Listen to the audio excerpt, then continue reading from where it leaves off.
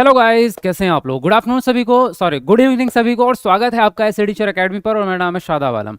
आज की इस क्लास में जो हम करने जा रहे हैं वो इतना ज़्यादा इंपॉर्टेंट है कि आप सोच भी नहीं सकते। अगर आप सीटेट की तैयारी कर रहे हैं तो आज की क्लास आपके लिए रामबाण क्लास होने वाली है। और उससे भी अच्छी बात यह है कि आज की जो क्लास है वो सीटेट सितंबर 2026 की पहली क्लास है, जिसमें आपके मल्टीपल टॉपिक्स हम एक साथ लेकर आए हैं। यानी कि आज से ही नया बैच और नया कोर्स स्टार्ट हो रहा है, तो जितने भी नए स्टूडेंट हैं वो आज से ही ज्वाइन कर सकते हैं। और आपको अब डेली लगातार क्लासेस मिलने वाली है, यानी कि आपको सीटेट का कंप्लीट कोर्स और पूरी फुल तैयारी एकदम कंप्लीट शुरू से लेके आखिर तक कंप्लीट तैयारी आपको मिलने वाली है।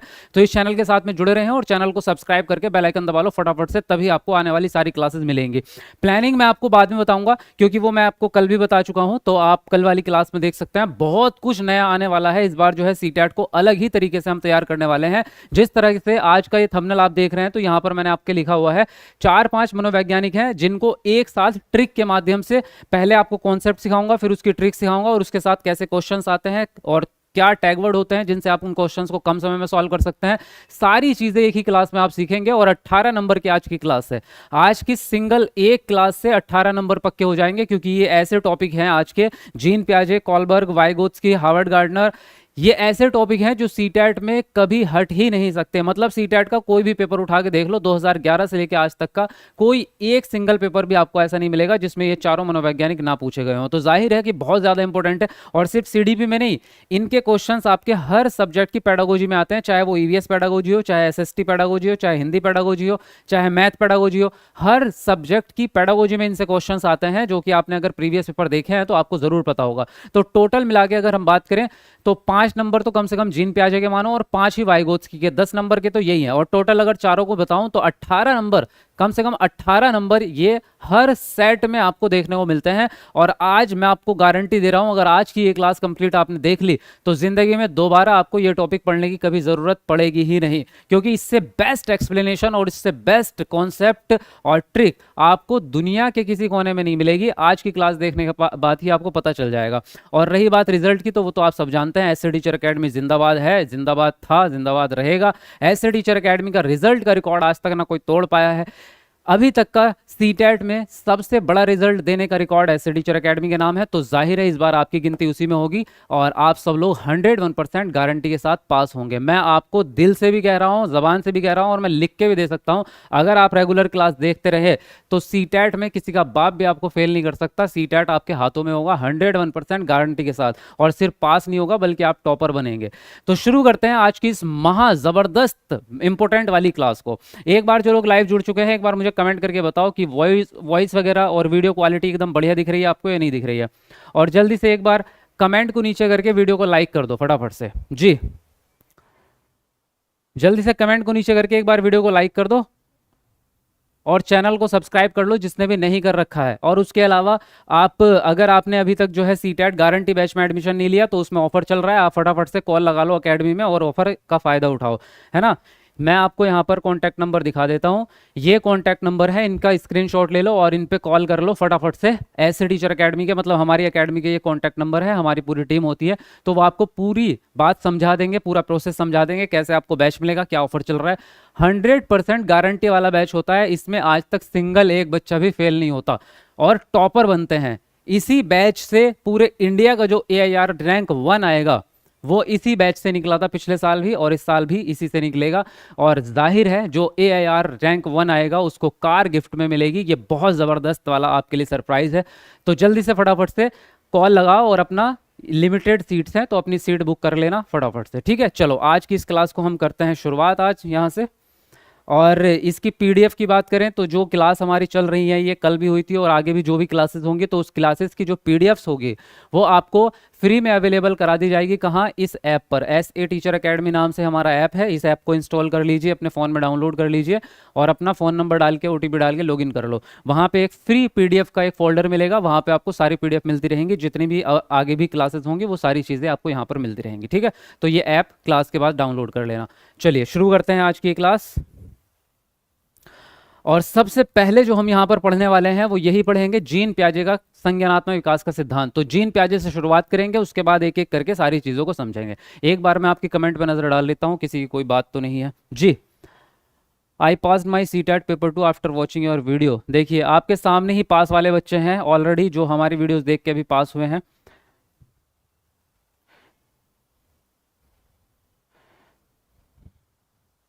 सर मैं 4 बार फेल हो चुकी हूँ, इस बार गारंटी बैच ली हूँ, पास हो जाऊंगी क्या? कुमारी भारती, 101%। आप 4 क्या, अगर आप 10 बार भी फेल हुए हैं और आपने गारंटी बैच में एडमिशन ले लिया है तो इस बार आखिरी अटेम्प्ट आपका रहेगा, यानी आप पास हो चुके होंगे।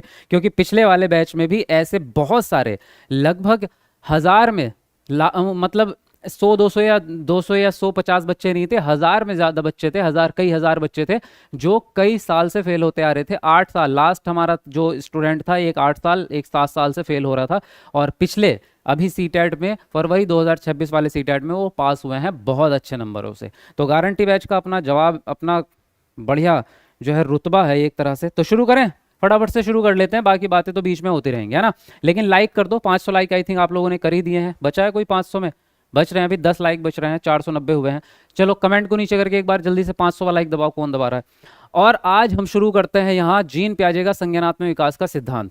18 नंबर की बात कर रहा हूँ, 17 नहीं होने दूंगा आपके।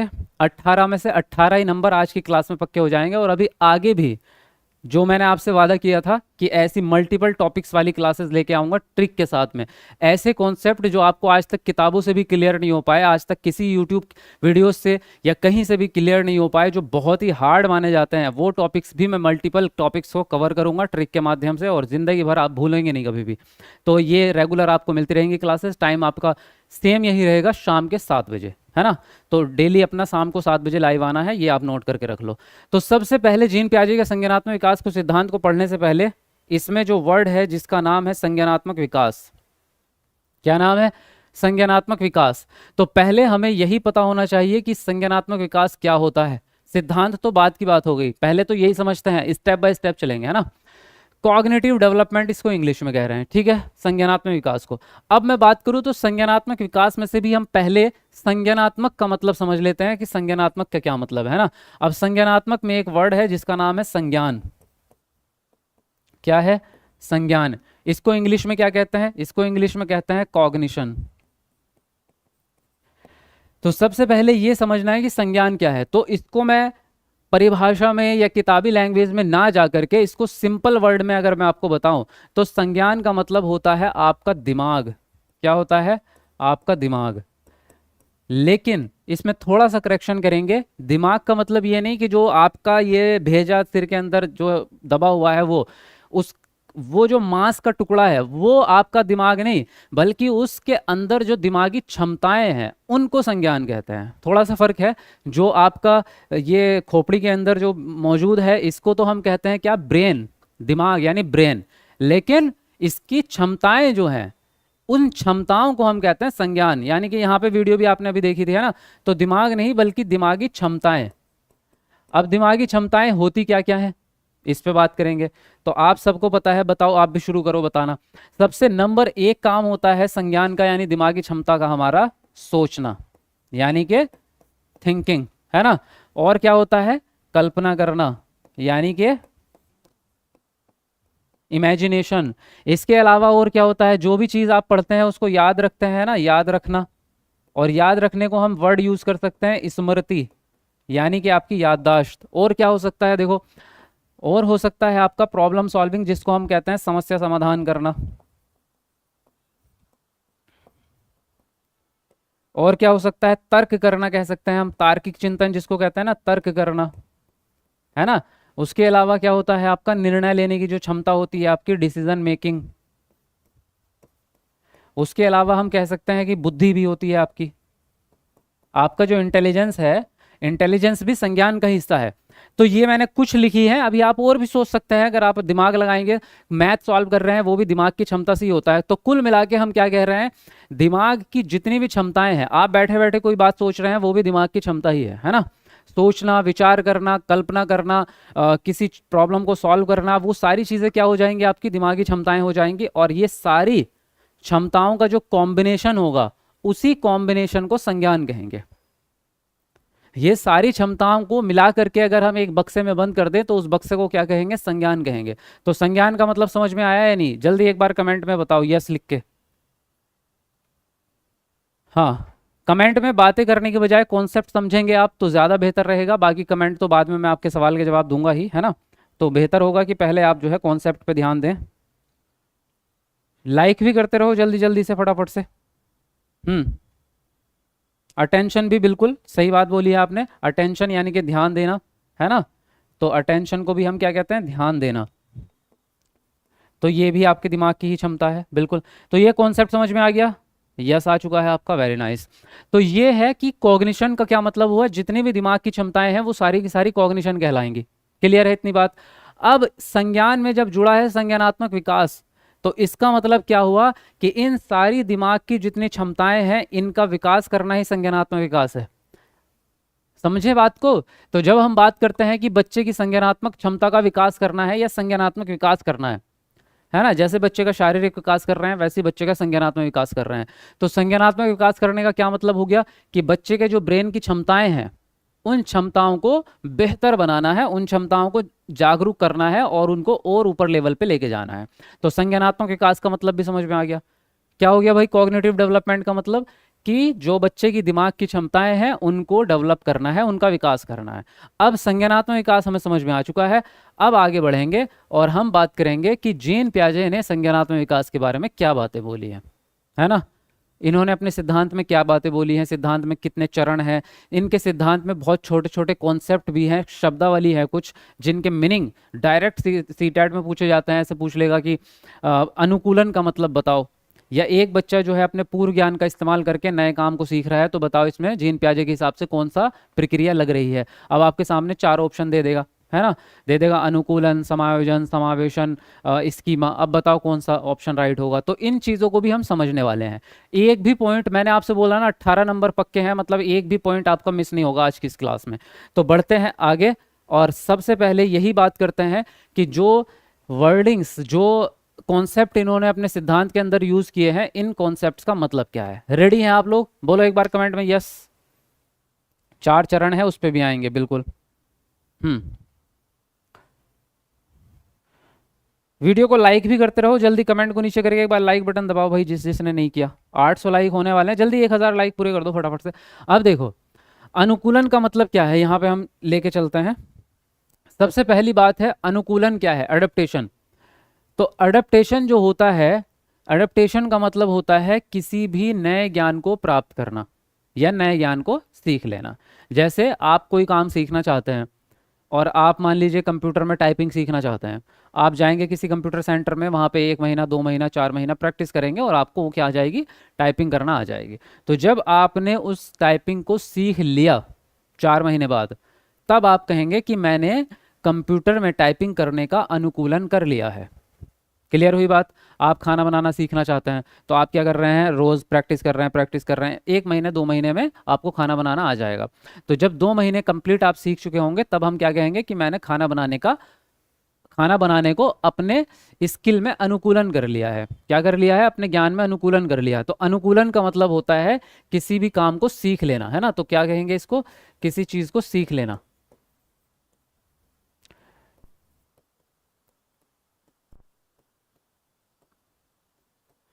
किसी काम को सीख लेना यानी यहाँ पे काम कंप्लीट हो चुका है। ये जो है ये मंजिल है ना, ये मंजिल है आपकी, ये आपने डन कर लिया काम को, यहाँ आपने काम को डन कर लिया। लेकिन इस मंजिल तक पहुंचने के लिए 2 रास्ते हैं, जीन पियाजे ने 2 रास्ते दिए हैं और वो 2 रास्ते कौन से हैं, ये हैं वो 2 रास्ते। एक तो समायोजन है, एक समावेशन है। ये जो है ये मंजिल है, ये 2 रास्ते हैं। यहाँ आप काम सीख चुके हैं, यहाँ काम सीखेंगे आप, है ना। अब इन दोनों में क्या फर्क है, समायोजन क्या है और समावेशन क्या है, इस पे बात करते हैं।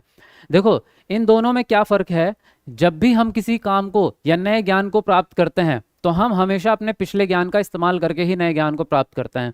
जैसे अभी अभी मैंने आपसे बात करी थी कि हम टाइपिंग करना सीखना चाहते हैं, तो आपको उंगलियां चलानी तो आती है ना, कम से कम इतना तो है। तो आपकी उंगलियां चलाना ही आपका पूर्व ज्ञान हो गया। या फिर आपने कीबोर्ड देखा तो है, कीबोर्ड पे आपके जो लेटर्स बने होते हैं उसको पहचानते हैं, ABFZYQ पहचानते हैं ना आप। अगर उनको पहचानते ही ना होते तो क्या आप टाइपिंग सीख लेते, कभी भी नहीं सीख सकते थे। अगर इन लेटर्स पे चाइनीज अक्षर बने होते तो क्या आप टाइपिंग सीख लेते, नहीं सीखते। तो ये लेटर्स आपको आते हैं, ABCD PYQ ये आते हैं आपको, इसीलिए आपने क्या किया, टाइपिंग सीखी, तो ये जो लेटर्स आपको आते हैं और कंप्यूटर आपने देखा हुआ है, यही आपका पूर्व ज्ञान है। उसी प्रकार से अगर आप कोई बाइक चलाना सीखना चाहते हैं और साइकिल चलाना आपको आता है, तो साइकिल चलाने का जो स्किल है वो काम आएगा बाइक सीखने में, क्योंकि कम से कम बैलेंस करना तो आपको आता ही होगा, पता तो होगा कि कैसे पकड़ते हैं बाइक को, कैसे उस पर बैठते हैं, इतना तो पता ही होगा। तो पूर्व ज्ञान का इस्तेमाल करके नए ज्ञान को सीखते हैं, हमेशा यही प्रोसेस आपका रहेगा। तो जब आप पूर्व ज्ञान का इस्तेमाल करेंगे प्लस नए ज्ञान को आप हासिल कर लेंगे, तो इसको हम कहते हैं समावेशन। क्या कहते हैं? समावेशन, एसिमिलेशन कहते हैं, है ना। ये प्रक्रिया हुई। पहुंचेंगे हम अनुकूलन पे ही इसके बाद भी। जब हमने पूर्व ज्ञान का इस्तेमाल किया, फिर नए ज्ञान को सीखना स्टार्ट किया, जब तक प्रक्रिया चल रही है तब तक एसिमिलेशन कहलाएगा। जब काम को सीख लेंगे, आप डन कर लेंगे, तो उसको हम अनुकूलन कहेंगे। तो एक तो समावेशन हो गया। लेकिन कई बार ऐसा होता है कि कुछ काम हमारी जिंदगी में ऐसे आते हैं जहां पे पिछला ज्ञान काम ही नहीं आता। हुआ है ऐसा, बहुत बार होता है। कुछ काम ऐसे आते हैं, यार इसमें तो कोई दिमाग, मतलब ये तो भाई अलग ही हटके ही हो गया कुछ, है ना। इसमें तो अब मेरा कोई भी स्किल, पुराना स्किल काम ही नहीं आ रहा है ना। जैसे फॉर एग्जांपल मान लीजिए आप इंडिया में रहते हैं, अगर आपको इंग्लिश सीखनी है तो जाहिर सी बात है कि आपको हिंदी आती है, और हिंदी की ट्रांसलेट करके आप इंग्लिश सीख लेते हैं, क्योंकि कुछ लोगों को हिंदी इंग्लिश दोनों आती है इंडिया में। तो जिसको हिंदी इंग्लिश दोनों आती होगी उसके पास आप जाएंगे, अपनी हिंदी लैंग्वेज का इस्तेमाल करके इंग्लिश सीख लेंगे। लेकिन अगर आप चाइना में चले गए और चाइना में किसी को हिंदी आती ही नहीं है, आपको चाइनीज़ नहीं आती और बाकियों को हिंदी नहीं आती, तो आप क्या करेंगे? आप अब आपका जो पूर्व ज्ञान है, जो हिंदी है, क्या आपके काम आएगा? नहीं आएगा। वहाँ पे आपको अब डायरेक्टली चाइनीज़ को चाइनीज़ में ही सीखना पड़ेगा, कोई ट्रांसलेशन का तरीका बचा ही नहीं है। समझ में आ रही बात? तो वहाँ रह करके आप अर्जन के माध्यम से वहीं से वो भाषा सीखेंगे, वहाँ पे पूर्व ज्ञान का कोई काम नहीं रहा। इसी प्रकार से एक और उदाहरण हम लेते हैं। जैसे फॉर एग्जाम्पल हम बचपन में अपने नाना के घर जाते थे, या अपने घर की छत पे भी पुराने ज़माने में जो है गांव में लोग छत पे ही सोते थे, तो हम देखते थे पक्षी उड़ते जाते थे छत के ऊपर से। तो मम्मी ये सिखाती है एक बच्चे को कि भाई जो उड़ सकता है और जिसके पंख होते हैं उसको हम क्या कहते हैं? पक्षी कहते हैं, है ना। जो उड़ सकता है और जिसके पंख होते हैं उसको हम पक्षी कहते हैं। तो अभी ये बात जो है बच्चे ने याद कर ली, बच्चे का ज्ञान बन गया है कि उसको कहेंगे जो उड़ सकता है और उसके पंख भी हैं। लेकिन एक दिन जो है चमगादड़ उड़ के जा रही थी आसमान में, तो बच्चा चिल्लाने लगा, मम्मी पक्षी, मम्मी पक्षी। तो मम्मी ने बोला, बेटा ये पक्षी नहीं है। बच्चा देखे उधर, ये क्या ड्रामा है भाई, वो उड़ रहा है ना, हाँ, उसके पंख भी है ना, हाँ है, तो पक्षी हुआ ना। नहीं बेटा पक्षी नहीं है। मम्मी यार तुमने जिंदगी भर मेरा, मतलब 5 सालों से क्या सिखा रहे थे फिर आप हमें, क्या सिखा रहे थे? तो यहाँ कंफ्यूजन पैदा हो गया, पूर्व ज्ञान काम नहीं आ रहा, और जाहिर है ये बात सत्य भी है। अब मम्मी कह रही वो पक्षी नहीं, वो स्तनधारी है। क्यों? क्योंकि वो अंडे नहीं देता, वो बच्चे देता है। दिमाग खराब। बहुत सारे पॉइंट। तो यहाँ क्या हो गया कि अब पूर्व ज्ञान आपका किसी काम का नहीं रहा, अब नए ज्ञान को नए तरीके से ही सीखना पड़ेगा, है ना। तो क्या हुआ कि पूर्व ज्ञान में या तो बदलाव करना पड़ा या पूर्व ज्ञान को छोड़ना पड़ा। जब पूर्व ज्ञान में बदलाव हो जाए, फिर आपको नया ज्ञान को अलग से याद करना पड़े या सीखना पड़े, तो इस प्रक्रिया को कहते हैं समायोजन, यानी कि अकमेंडेशन। अब एक बार रिवाइज कर लो। समावेशन प्रक्रिया में पूर्व ज्ञान का इस्तेमाल करते हैं और उसकी मदद से नए ज्ञान को आप सीख लेते हैं, ठीक है। समायोजन में पूर्व ज्ञान का इस्तेमाल नहीं हो पाता, उसमें बदलाव करना पड़ जाता है, फिर हम नए ज्ञान को सीखते हैं अलग से। तो पूर्व ज्ञान में बदलाव करके नए ज्ञान को सीख रहे हैं, इसको कहते हैं समायोजन। इन दोनों प्रक्रियाओं से हम नए ज्ञान को तो ज़रूर सीख रहे हैं, चाहे बदलाव हो या ना हो। तो जब हम नए ज्ञान को प्राप्त करके लास्ट स्टेज पे पहुंचते हैं कि अब हमने वो ज्ञान प्राप्त कर लिया, अब हम चीज़ सीख चुके हैं, तो जब आप नए ज्ञान को सीख चुके हैं उसको हम कहते हैं अनुकूलन। अब बताओ मुझे ये तीनों वर्ड का मतलब आपको समझ में आ गया या नहीं आया?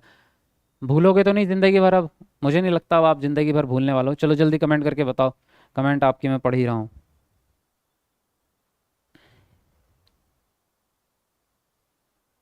हम्म, बहुत बढ़िया।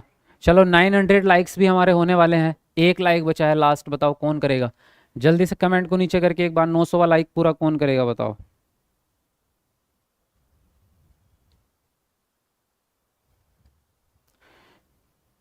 जी,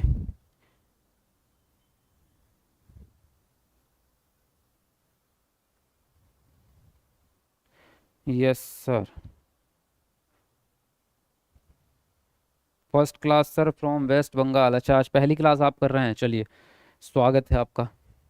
नहीं सर, अब नहीं भूलेंगे, बहुत बढ़िया।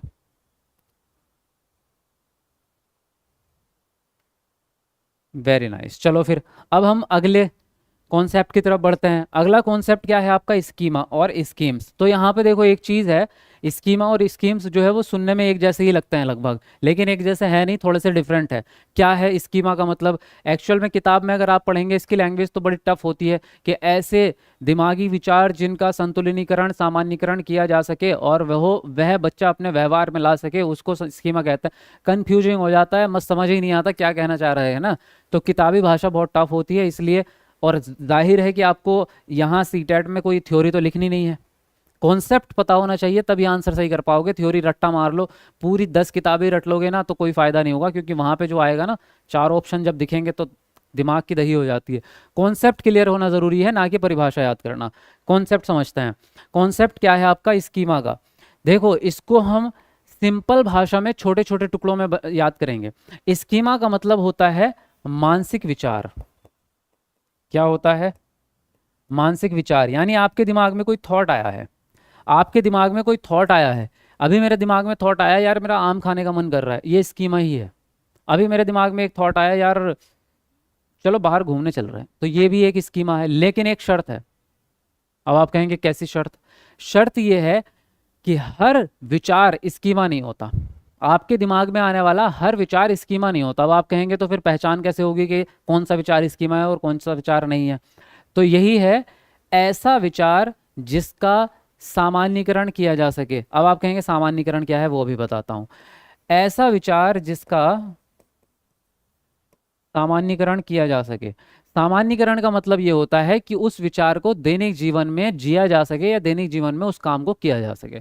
जैसे मेरे दिमाग में एक विचार आया कि मुझे जूस पीना है, तो क्या ये रियल लाइफ में हो सकता है या नहीं हो सकता? 100% हो सकता है। मेरे दिमाग में अभी एक विचार आया कि मुझे स्कूल जाना है, तो जा सकता हूँ, इसमें कोई रोक टोक है किसी की? नहीं है कोई रोक टोक।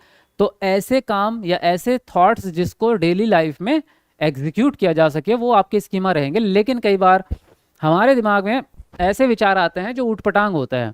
जैसे अभी मेरे दिमाग में एक विचार आ जाए कि मैं परी बन जाऊं यार, और मैं आसमान में उड़ता फिरूंगा परी बन के, क्या ये रियल में होगा? नहीं होगा, तो ये ऊटपटांग है ना। अभी आपके दिमाग में विचार आ जाए कि मेरी शादी जो है ना आलिया भट्ट से हो जाए, क्या सच में हो सकती है? नहीं, कोशिश करके देख लो, क्या पता हो भी जाए। लेकिन उसकी शादी पहली हो चुकी है, वो डिवोर्स हो बनेगी तभी होगी। फिलहाल मैं निगेटिव बातें नहीं करते हैं ना, आप किसी और को ढूंढो। तो कहने का मतलब ये है कि ऐसे उटपटांग विचार जिसको रियल लाइफ में एग्जीक्यूट नहीं किया जा सकता, वो आपके स्कीमा नहीं है। अब ऐसा भी नहीं है कि वो काम आपके लिए टफ है तो वो स्कीमा नहीं हो जाएगा। पहले काल्पनिक विचार दिमाग में आते हैं, फिर आप उसको मेहनत करते हैं, उस थॉट्स पे काम करते हैं और रियल लाइफ में उसको कर देते हैं, तो वो स्कीमा है। ऐसे विचार जो हो ही नहीं सकते, जो रियलिटी से कोसों दूर हैं, उनको हम कहेंगे कि स्कीमा नहीं है। अब बात समझ में आ गई कि नहीं है? बोलो। ये केशव जी कह रहे हैं प्रियंका चोपड़ा। केशव जी तुम्हें प्रियंका जी से करनी है? हाँ बेटे, प्रियंका की भी हो चुकी है, और उसका पति जो है ना वो हॉलीवुड में है, मारेगा पकड़ पकड़ के बहुत, समझ रहे हो, अंग्रेज है उसका पति। तो ज्यादा उड़ो मत इसके चक्कर में। तो ये तो आपको समझ में आ गया। अब स्कीम्स क्या है? सुनने में ऐसा लग रहा है कि स्कीमा का बहुवचन है ना, लेकिन थोड़ा सा डिफरेंट है। याद रखने के लिए कह सकते हैं कि बहुवचन है, लेकिन इसके अंदर की बातें समझनी पड़ेंगी। देखो स्कीमा जो है ये मानसिक विचार ना होके विचारों का समूह होता है। क्या होता है ये? विचारों का समूह होता है। यानी बहुत सारे विचार जब दिमाग में एक साथ आते हैं तो उसको स्कीम्स कहते हैं, लेकिन इसमें भी एक शर्त है। अब इसमें कहेंगे आपके इसमें क्या शर्त है? इसमें भी एक शर्त है। शर्त यह है कि जो विचारों का समूह, यानी 8-10 विचार आपके दिमाग में एक साथ आए हैं, वो विचार एक ही काम से रिलेटेड होने चाहिए। क्या बोल रहे हैं? कि जितने विचार आपके दिमाग में आए हैं वो एक ही काम से रिलेटेड होने चाहिए, अलग अलग कामों से रिलेटेड ना हो। जैसे फॉर एग्जाम्पल मेरे दिमाग में एक विचार आया, सुबह सुबह अभी उठे हम और मुझे ऑफिस जाना है, तो हमारे दिमाग में क्या थॉट्स आएगा? सबसे पहले कि अभी मैं उठूंगा, उठने के बाद जो है ब्रश करना है, मुंह धोना है, नहाना है, वॉशरूम जाना है, उसके बाद खाना भी खाना है, फिर कपड़े पहनने हैं, जूते पहनने हैं, मुझे अपना बैग भी पैक करना है ना, और फिर मुझे घर से निकलना है। तो ये क्या हो गया, 8-10 सारे काम हो गए, 8-10 थॉट्स हो गए ये। लेकिन ये सारे के सारे थॉट्स एक ही काम से रिलेटेड है कि मुझे ऑफिस जाना है, या अगर स्कूल जाते हैं तो मुझे स्कूल जाना है। तो एक ही काम से रिलेटेड हो गए ना सारे के सारे विचार। तो एक काम से रिलेटेड होना ज़रूरी है, तभी वो स्कीम्स कहलाएगा। लेकिन कई बार ऐसा होता है कि हमारे दिमाग में बहुत सारे विचार आ रहे हैं लेकिन वो एक काम से रिलेटेड नहीं है। जैसे फॉर एग्जांपल अभी मेरे दिमाग में विचार आया कि मुझे जिम जाना है, एकदम से मेरे दिमाग में विचार आया अरे यार मुझे जूते पॉलिश करने थे। तीसरा विचार आया मुझे एसी खराब है यार उसमें गैस नहीं डली। अब चौथा विचार आया अब यार आज तो उसका फ़ोन ही नहीं आया, कहीं बीमार तो नहीं पड़ी होगी है ना। अरे नहीं नहीं नहीं, बर्तन मांज रही होगी बेचारी, काम करती है घर में, क्या है। अरे यार वो मेरा दोस्त था उसकी तो टांग टूट गई।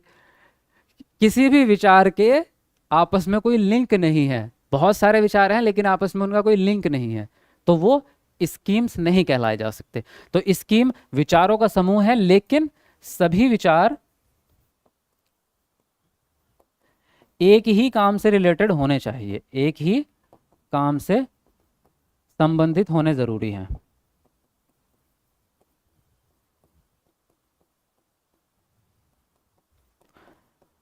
अब बोलो ये सारी की सारे 5 के 5 कॉन्सेप्ट आपके क्लियर हो गए या नहीं हो गए?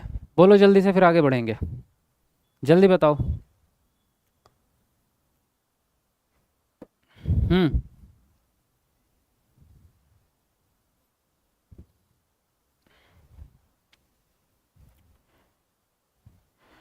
जी दोस्तों, शादाब सर सीटेट के बादशाह है, धमाल मचाओ। यकीन रखो इस प्लेटफॉर्म से आप कभी निराश नहीं होंगे, कामयाबी आपका इंतज़ार कर रही है, 100% ट्रू गारंटी है। और मुझे कार चाहिए, आगे बोल रहे हैं कि कार मुझे चाहिए, बाकी पास आप सब हो जाओ कार मुझे चाहिए। मोहम्मद वसीम उद्दीन, देख रहे हो वसीम जी, वसीम जी की फिलॉसफी कि पास सब हो जाओ लेकिन कार तो मैं ही लेके जाऊंगा। चलो देखते हैं वो तो कार कौन लेके जाएगा। एक बार स्कीमा बता दीजिए।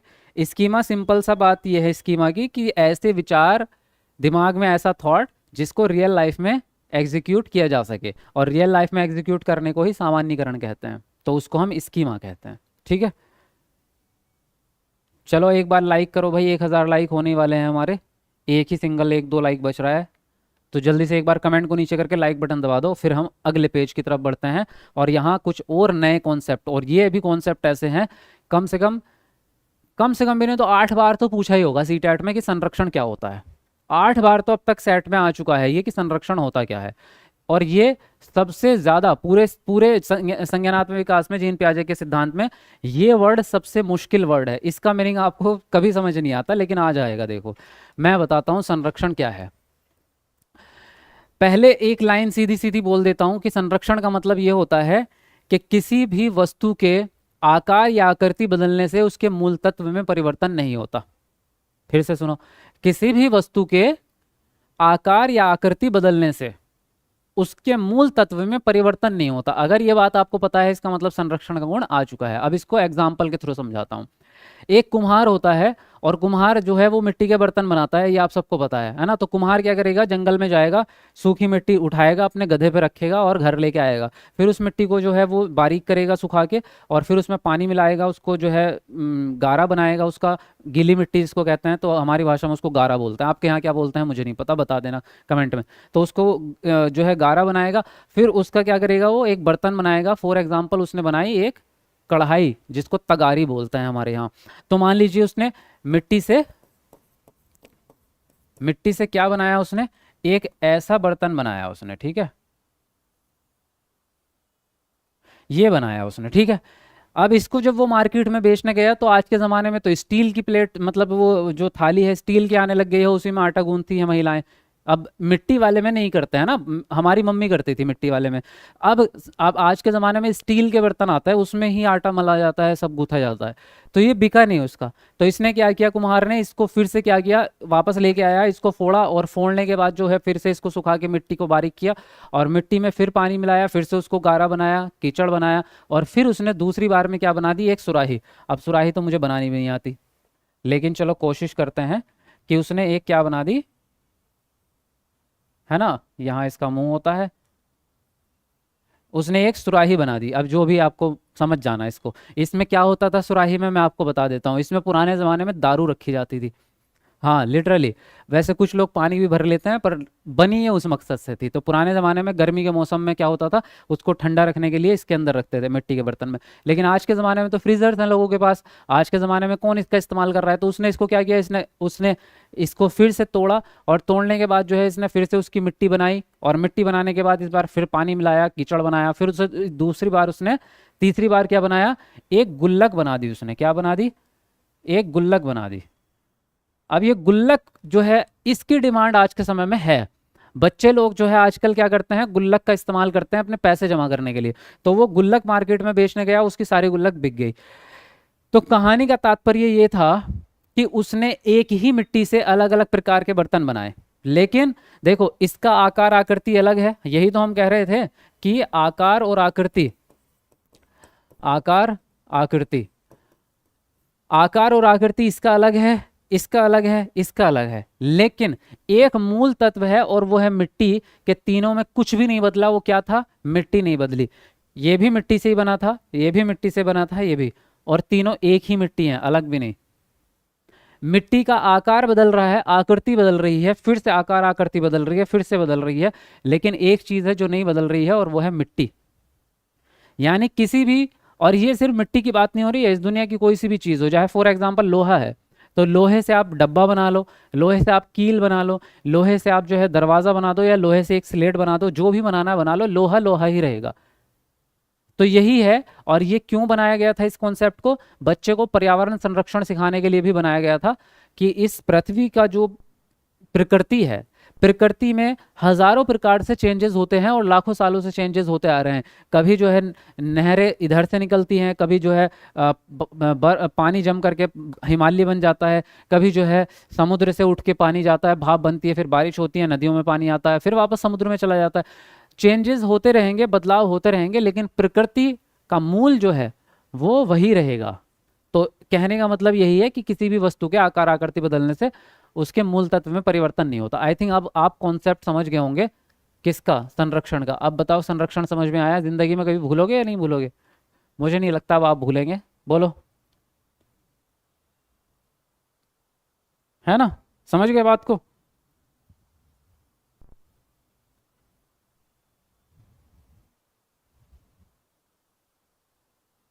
बहुत बढ़िया। चलो, अब हम बात कर रहे हैं अधिसंज्ञान की। अधिसंज्ञान क्या होता है? इसको मिटा दूं मैं?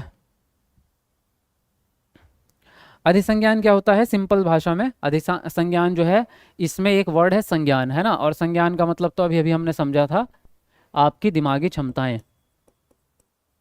संज्ञान क्या है? आपकी दिमागी क्षमताएं हैं। अधिसंज्ञान क्या है? अपनी दिमागी क्षमताओं के बारे में समझ। यानी कि आपको ये बात पता होना कि मेरी दिमागी क्षमताएं कैसी हैं। मैं पढ़ाई करता हूं तो मुझे लिख लिख के चीज़ें जल्दी याद होती हैं, या किताब से पढ़ के जल्दी याद होती हैं? मुझे कोई बोल करके पढ़ा दे तब ज़्यादा याद होगी, या मैं पीपीटी देखूं तब ज़्यादा याद होगी? मुझे किस सब्जेक्ट में इंटरेस्ट है? मैथ्स ज़्यादा अच्छा है या इंग्लिश ज़्यादा अच्छी है? मुझे खाने में क्या पसंद है? मैं किसी भी बात को कितने दिन तक याद रख सकता हूँ, और मुझे कितने दिन के बाद उसको रिवाइज करना पड़ेगा? आपको अपनी ही दिमागी क्षमताओं के बारे में नॉलेज होना अधिसंज्ञान कहलाता है। यानी अपनी ही दिमागी क्षमताओं के बारे में पता होना।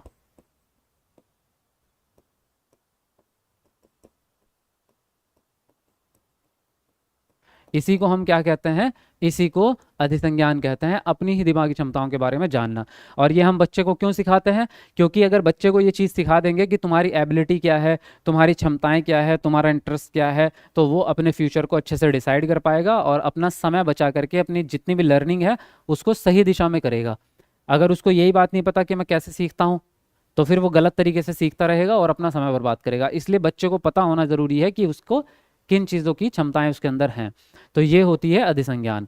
और ये जो है खोज और निर्माण का सिद्धांत और संरचनावाद, इनका दोनों का एक ही मतलब है।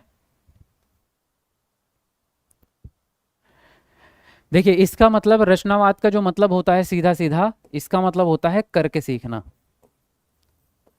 यानी जब बच्चा किसी काम को करके सीखता है, या लर्निंग को लर्निंग बाय डूइंग से सीखता है, तो उसको संरचनावाद कहा जाता है। और ये जीन प्याजेनी, ये पूरी पूरी एजुकेशन में हमारे माना जाता है। इसी सिद्धांत को दिमाग में रखते हुए एक और सिद्धांत, मिनी सिद्धांत कहते हैं, ये जीन पियाजे के संज्ञानात्मक विकास के अंदर एक मिनी सिद्धांत है जिसको हम कहते हैं खोज और निर्माण का सिद्धांत।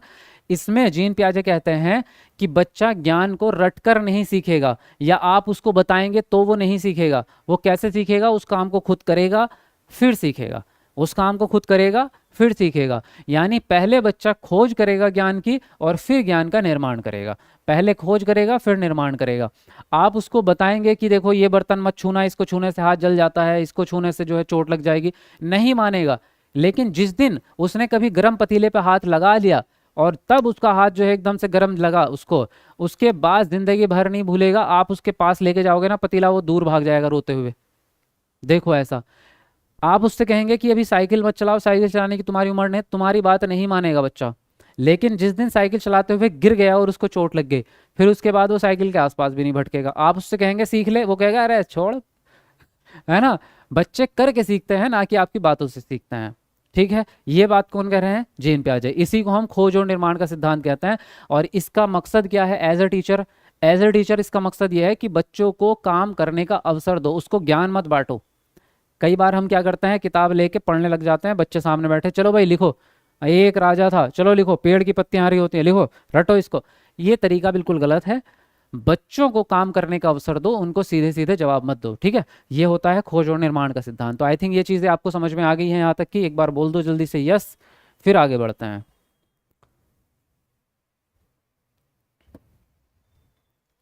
बोलो जल्दी बोलो। गुड इवनिंग सर जी, गुड इवनिंग।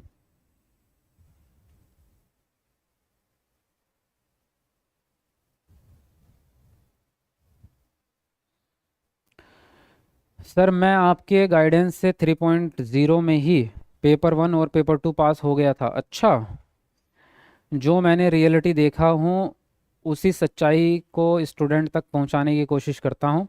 18 साल से टीचिंग कर रहा हूँ। वाओ, आप जैसे हीरे की परख है। अरे sir thank you very much, क्या बोल दिया आपने।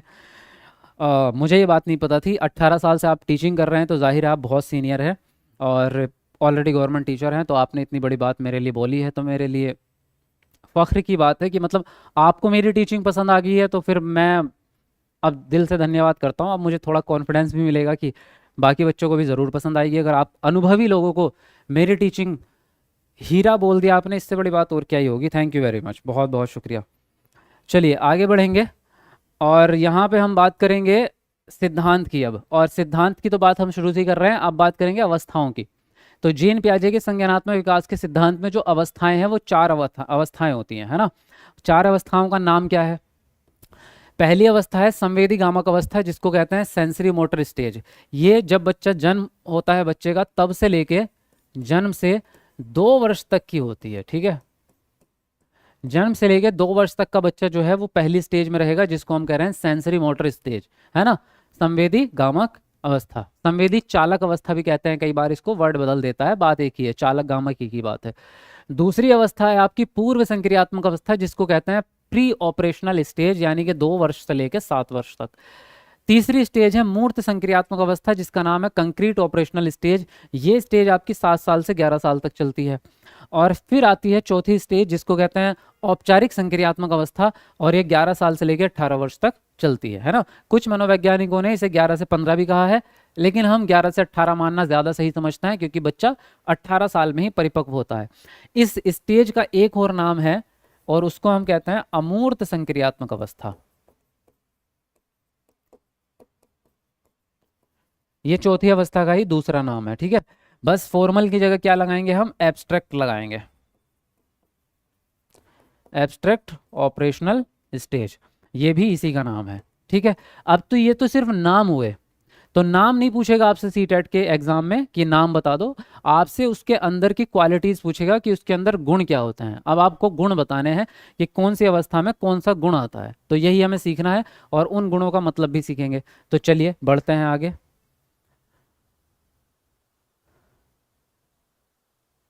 तो पहली अवस्था का गुण, पहली अवस्था क्या है आपकी?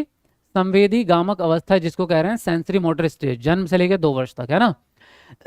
इसके क्या क्या गुण है देखो। नंबर 1 गुण आता है इसमें वस्तु स्थायित्व का गुण। अब वस्तु स्थायित्व का गुण क्या होगा भाई?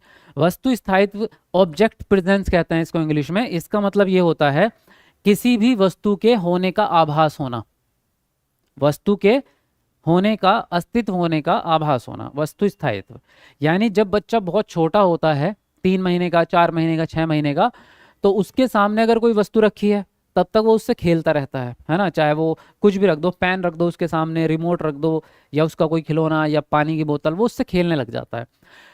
अगर वो वस्तु उसके सामने से आपने हटा दी तो फिर वो उसके लिए खत्म है, उसका अस्तित्व है ही नहीं इस दुनिया में, उसको वो याद ही नहीं रहती, क्योंकि उसका दिमाग उतना डेवलप ही नहीं हुआ है कि वो उस चीज़ को याद रख सके। स्मृति, मेमोरी उतनी डेवलप नहीं हुई है बच्चे की, है ना। तो अगर कोई चीज़ उसके सामने अवेलेबल है तब तक तो उसके लिए है, उसके सामने से आपने हटा दी तो वो उसको भूल जाता है, उसके लिए उसका कोई अस्तित्व नहीं बचा। लेकिन जैसे जैसे वो बड़ा होता है, अब उसके अंदर ये क्वालिटी आनी स्टार्ट हो जाती है। जब बच्चा 16 महीने, 17-18 महीने का होता है, तब उसके अंदर ये क्वालिटी आने लग जाती है कि वो चीज़ों को याद रखने लगता है। अगर उसका कोई खिलौना है, वो खेल रहा है उससे, और आपने उससे लेके वो कहीं छुपा दिया या कहीं दूसरी जगह रख दिया, तो क्या होगा, अब वो उस वस्तु को ढूंढना स्टार्ट करेगा। कभी घर में जाएगा कमरे में, कभी अलमारी में देखेगा, कभी बेड के नीचे, कभी मम्मी के पास जाके रोएगा कि मिल नहीं रहा। तो यानी अब उसको वो चीज़ याद रहने लग गई है। तो जब उसको उस वस्तु के अस्तित्व का आभास हो जाए कि वो है कहीं ना कहीं, आपने छुपा दिया वो, पर है जरूर वो कहीं ना कहीं, उसी गुण को वस्तु स्थायित्व कहते हैं। अब ये वस्तु स्थायित्व का गुण कब आ रहा है, हमने अभी अभी बात करी, लगभग 18 से 24 मंथ की स्टेज में, है ना। तो ये इसी अवस्था में आ जाता है। दूसरा गुण है अनुकरण, यानी इमिटेशन। अनुकरण क्या होता है कि बच्चे जो है वो बड़ों की नकल करते हैं। जैसे अगर घर में कोई बूढ़ी दादी है और वो ऐसे चलती है ना, तो बच्चे भी देखा होगा आपने, छोटे बच्चे उसके पीछे ऐसे ही चलते हैं नकल करते हुए, है ना। तो ऐसा होता है। देखो यहाँ पे भी ये मैं आपको दिखाऊं एक वीडियो, देखो ये वाली वीडियो देखो आप, यहाँ पे उसके डैडी जी खड़े हैं, तो ये बच्चा भी जाके सेम पोस्चर में खड़ा हो रहा है। देखो ये जाएगा और देखो टांगे क्रॉस करके ऐसे ही खड़ा होगा। दिख रहा है आपको साफ साफ या नहीं दिख रहा है। तो ये अनुकरण है, यानी बच्चा जो है वो बड़ों की नकल करता है। अगर जो है बड़े कोई भी काम कर रहे हैं, वो घर में बहुत सारे काम होते हैं। फॉर एग्जाम्पल आपने देखा होगा, अगर पापा जो है वो शेव करते हैं ऐसे क्रीम लगा के, तो बच्चा भी साबुन उठा के अपने मुंह पे साबुन लगा लेता, मैं भी करूंगा, है ना। छोटे बच्चे, मम्मी जो है मेकअप करती है, अपने लिपस्टिक लगाती है, तो बच्चे भी क्या करते हैं, देख के उनकी लिपस्टिक चोरी चोरी से मुंह पे लगा लेते हैं। तो ये अनुकरण किया, ये अनुकरण होता है ना। फिर आता है प्रतिवर्ती क्रियाएं, ये होती है रिफ्लेक्शंस, रिफ्लेक्टिव एक्टिविटीज, है ना। तो ये क्या है, प्रतिवर्त क्रियाएं, ये वो क्रियाएं हैं जो ऑटोमेटिक होती है, अनैच्छिक क्रियाएं भी इनको हम कहते हैं। ऐसी क्रियाएं जिस पे हमारा कंट्रोल नहीं होता। फॉर एग्जाम्पल अभी हम पलके झपकाते हैं, दिन में कितनी बार पलके झपकाते होंगे, पता ही नहीं। 1 घंटे में, 1 मिनट में कितनी बार पलके झपकाते हैं हम, क्या आप काउंट करते हैं? नहीं, हमें याद भी नहीं है, ये प्रक्रिया ऑटोमेटिक चल रही है। हम सांस ले रहे हैं, तो सांस लेना भी एक तरह का क्या है, रिफ्लेक्शन है, यानी रिफ्लेक्टिव एक्टिविटीज है। जैसे कि प्रतिवर्त क्रिया है, इस पे हमारा कंट्रोल नहीं है। क्या आप रोक सकते हैं इसको? तो रोक के देख लो, फिर दोबारा किसी को बता ही नहीं पाओगे मैंने रोका था, है ना। तो कुल मिला के ऐसी बहुत सारी चीज़ें होती हैं, जैसे मुंह में लार आना। तो अभी कोई खट्टा पदार्थ देखोगे या खाने की कोई फेवरेट चीज़ आप देखोगे तो आपके मुंह में लार आने लगती है, तो ये भी रिफ्लेक्शंस है। ऐसे बड़ों में तो हम में कम होती हैं, 2-4, बच्चों में सारी ही प्रतिवर्त क्रियाएं होती हैं।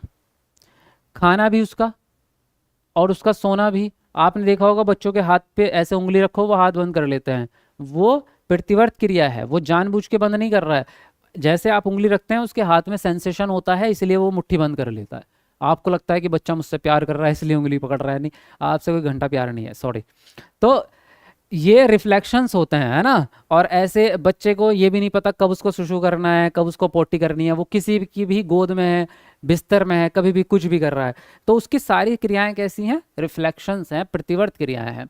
तो ये जो है बच्चों में बहुत ज़्यादा होती है, इसलिए इस एज को प्रतिवर्ती स्टेज भी कहते हैं हम। अब आगे क्या है, हाथों और आंखों से ज्ञान प्राप्ति, यानी कि बच्चा जो होता है उसके अंदर अभी दिमाग उतना डेवलप नहीं हुआ कि वो इमेजिनेशन कर सके, लॉजिक लगा सके, तर्क कर सके। अभी आया है नहीं, बहुत छोटा बच्चा है वो, भी ऐसा कुछ सोचने विचारने की क्षमता उसमें बहुत ज़्यादा नहीं आई है। तो वो जो ज्ञान प्राप्त करेगा वो दिमाग से नहीं करता कि इसको सॉल्व करके करूँ, नहीं, ऐसे नहीं करता।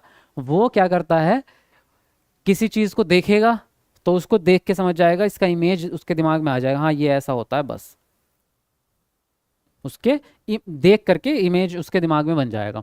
उसी प्रकार से किसी चीज़ को जब छुएगा, जैसे अभी मैंने एग्जांपल दिया था कि गरम पतीले वाला, अगर आप उससे कहेंगे कि ये पतीला गरम है तो वो उसको जो है मानेगा नहीं। लेकिन अगर आपने एक बार उसका हाथ लग गया उस पे और उसको पता चल गया कि ये चीज़ गर्म होती है, तो फिर चाहे वो पानी में भी रखा है ना पतीला, वो तब भी उसके पास नहीं जाएगा कि उसको पता चल गया। तो ये हाथों आंखों से, यानी कुल मिला के ये कह सकते हैं हम इंद्रियों से सीखता है ना। टच से भी सीखता है और चखने से यानी टेस्ट से, जुबान से भी सीखता है।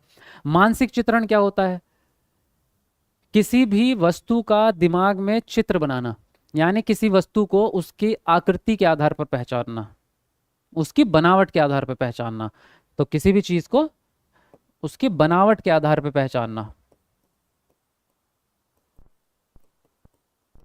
जैसे कि एक बच्चे को बिस्किट आप खिलाते हैं तो बिस्किट गोल गोल होता है, तो बच्चे ने देख लिया ये बिस्किट जो है गोल होता है। अब उसको एक बोतल का ढक्कन दिखा, उसने देखा ये भी गोल है, लाओ जी उठाओ तुरंत मुंह में। पैसों के सिक्के होते हैं, वो देखेगा अरे ये भी खाने की चीज़ है, लाओ तुरंत मुंह में। करता है बच्चा ऐसा, क्यों? क्योंकि वो मैच कर रहा है। इसी को मानसिक चित्रण कहते हैं। अगर बच्चे से आप बोलेंगे कि त्रिकोण क्या होता है, ये ऐसे मतलब ये क्या होता है, तो वो बता पाएगा, उसको नहीं पता क्या होता है। लेकिन इसके जैसी कोई चीज़ दिखाओगे तो वो कहता हाँ ये ऐसी ही चीज़ है। यानी वो उसकी बनावट के आधार पर पहचान सकता है केवल चीज़ों को, उसके गुण उसको नहीं पता होते कि इसके गुण अलग अलग हैं, ये बात उसको नहीं पता होती। तो ये कहलाता है मानसिक चित्रण। अब खिलौने तोड़ना तो क्या ही समझाना इसको, ये तो आपको पता ही है, बच्चे हैं खिलौने तोड़ेंगे है ना, फेंकेंगे भी सब चीज़ें। तो ये पहली अवस्था में इतने सारे गुण आते हैं। लेकिन दिक्कत यहाँ ये नहीं है कि गुणों का मतलब आपको आता है नहीं, दिक्कत यह है कि इनको याद नहीं रख पाते आप, कि पहली स्टेज में आया था अनुकरण या चौथी स्टेज में आया था, भूल जाएंगे आप, है ना। कुछ टाइम के बाद आप भूल जाएंगे। वस्तु स्थायित्व दूसरी स्टेज में आया था या तीसरी में, याद ही नहीं रहा। तो मैं बताता हूँ ना कैसे याद रखेंगे, इसकी सिंपल सी ट्रिक बनाई है मैंने आपको। ट्रिक ट्रिक बनाना तो मेरे लिए बड़ी मज़ेदार चीज़ है। देखो ये रहे आपके सारे गुण, और आपको ये लाइन याद रखनी है, कहानी जैसी है। अनु और करण ने प्रीति की कुछ वस्तुएं पूरे मन से चित्रित की। एक्चुअल में अनु और करण कौन है? अनु और करण भाई बहन है। ये प्रीति के घर गए हैं, प्रीति दोस्त है इनकी, है ना। तो अनु और करण जो है प्रीति के घर गए हैं और वहां पे जाके बच्चे आपस में खिलौनों से खेलते हैं। अब प्रीति के घर गए हैं तो जाहिर है प्रीति के खिलौने से ही खेल रहे होंगे। और जब खेलने के बाद वो उसको वापस अलमारी में रखते हैं कि चलो भाई अब 2 घंटे खेल लिए, अब हम अपने घर जा रहे हैं। तो प्रीति ने बोला भाई इसको रखवा तो दो, जो सामान आपने फैलाया है नीचे इसको रखवा तो दो अलमारी में। तो अनु और करण अब खिलौने रख रहे थे, तो अनु और करण ने प्रीति की कुछ वस्तुएं पूरे मन से चित्रित की अलमारी में, परंतु कुछ खिलौने हाथों से तोड़ दिए, रखते रखते गिर गए, उनसे टूट गए। तो एक सिंपल सी लाइन है, अनु और करण ने प्रीति की कुछ वस्तुएं पूरे मन से चित्रित की, परंतु कुछ खिलौने हाथों से तोड़ दिए। अब ये लाइन याद रख लो। तो अनु और करण से तो हो जाएगा तुम्हारा अनुकरण, प्रीति से हो जाएगा तुम्हारा प्रतिवर्त क्रियाएं, है ना। वस्तुओं से हो जाएगा आपका वस्तु स्थायित्व का गुण। मन से चित्रित की यानी कि मानसिक चित्रण,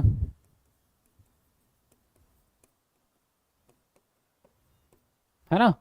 हाथों से, खिलौनों से हो जाएगा आपके खिलौनों की अवस्था, यानी खिलौने तोड़ना खिलौनों की अवस्था हो गई। और हाथों से हो जाएगा, यानी इंद्रियों से बच्चा सीखता है। हाथ क्या है? इंद्रिय है। हाथों और आंखों से ज्ञान प्राप्ति। तो लो एक लाइन याद रख लो, आप जिंदगी में कभी नहीं भूलोगे कि कौन से गुण आए थे पहली अवस्था में, सारे के सारे याद हो गए। बोलो मजा आया कि नहीं आया? बोलो जल्दी बोलो। Yes sir. हम्म। सर दिक्कत यही है कि बिना बोले सुसु कर देता है। आसिफ जी कौन कर देता है? आप करते हैं? कौन करता है?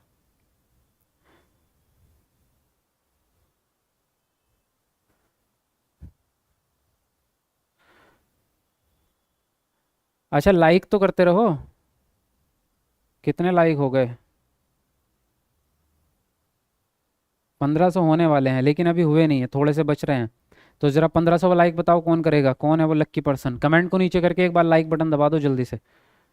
चलो फटाफट से एक बार कमेंट को नीचे करके लाइक बटन दबा दो। अब बढ़ते हैं आगे दूसरी स्टेज की तरफ। दूसरी स्टेज क्या है भाई? आपकी पूर्व संक्रियात्मक अवस्था, जिसको कह रहे हैं प्री ऑपरेशनल स्टेज। और ये चलती है आपकी 2 साल से लेके 7 साल तक। इस स्टेज में क्या क्या गुण आएंगे देखो। पहला गुण है सूचकता। अब सूचकता का क्या मतलब होता है? सूचकता का मतलब होता है किसी अमूर्त चीज को वास्तविक चीज से कनेक्शन बनाना। जैसे फॉर एग्जाम्पल मैंने कोई शब्द बोला परस्पारिक, तो बच्चे को तो समझ ही नहीं आएगा इसका मतलब क्या है। एक्चुअल में शब्द सारे ही अमूर्त होते हैं, मौखिक भाषा जितनी भी है वो अमूर्त ही होती है। तो जब छोटा बच्चा है तो उसके सामने आप कोई भी शब्द बोलेंगे तो उसको बात समझ में नहीं आएगी। तो आपको क्या करना होता है, शब्द बोलने के साथ साथ वो वस्तु दिखानी भी पड़ती है। जैसे मैं बच्चे से बोलूँ, अभी यहाँ बच्चा छोटा बच्चा है, जाओ बेटा कमरे से पेन लेके आओ। अब वो कमरे में जाएगा और वहाँ से गिलास उठा के लाएगा, है ना। ऐसा एक मूवी में भी एक कॉमेडी है। तो फिर मैं उससे बोलूँगा इसको थोड़ी पेन कहते हैं, तो वो वापस जाएगा, फिर जो है वो कोई डब्बा उठा के लाएगा। अब उसको पता ही नहीं ना पेन दिखता कैसा है, उसके लिए वो अमूर्त चीज़ है। तो अब आप क्या करेंगे, 2-3 बार कभी ऐसा करना पड़ेगा, लो बेटा पेन जो है वहाँ रख दो, तो बच्चा पकड़ेगा, अच्छा इसको पेन कहते हैं, ठीक है रख के आएगा। अगले दिन फिर बेटा वो पेन रखा है ना ये काला, ये उठा के दो मुझे, हाँ हाँ ये, तो वो उठाएगा, अच्छा ही इसको पेन कहते हैं। तो बच्चे को याद हो रहा है। बच्चे को जब आप शब्द बोलते हैं तो उस शब्द के साथ साथ वो वास्तविक चीज़ें दिखाते भी हैं। यही हमारी प्राइमरी क्लासेस में पढ़ाने का भी तरीका होता है। जब हम बच्चे को कॉन्सेप्ट सिखाते हैं तो चित्रों का बहुत प्रयोग करते हैं। तो इसी कनेक्शन को सूचकता कहते हैं, जब बच्चा अमूर्त चीज़ को मूर्त चीज़ से कनेक्शन बनाता है। फिर आता है आपका केंद्रीयता। केंद्रीयता और आत्म केंद्रीयता एक ही बात होती है। केंद्रीयता का मतलब होता है कि बच्चा जो है अपने ही दृष्टिकोण तक सीमित रहता है, उसको दूसरे का थॉट समझ नहीं आते। उसको जो सही लगता है, जो उसको महसूस होता है उसको ही सही मानता है। उसको लगता है कि मेरा गुड्डा खाना खाता है तो खाता है, तुम चाहे कोई भी हो, तुम जो बोलो। वो बोलेगा कि ये चांद जो है ये रोज मेरी छत पे आता है, आप कहेंगे वो तो सबकी छत पे आता है, अरे नहीं सबके नहीं आता, सिर्फ वो मेरे लिए है। चांद तो बनाया ही ऊपर वाले ने मेरे लिए है, चांद हमारे मेरे लिए ही निकलता है। तुम्हें नहीं पता जब मैं सो के उठता हूँ तो चांद भी चला जाता है सोने, है ना।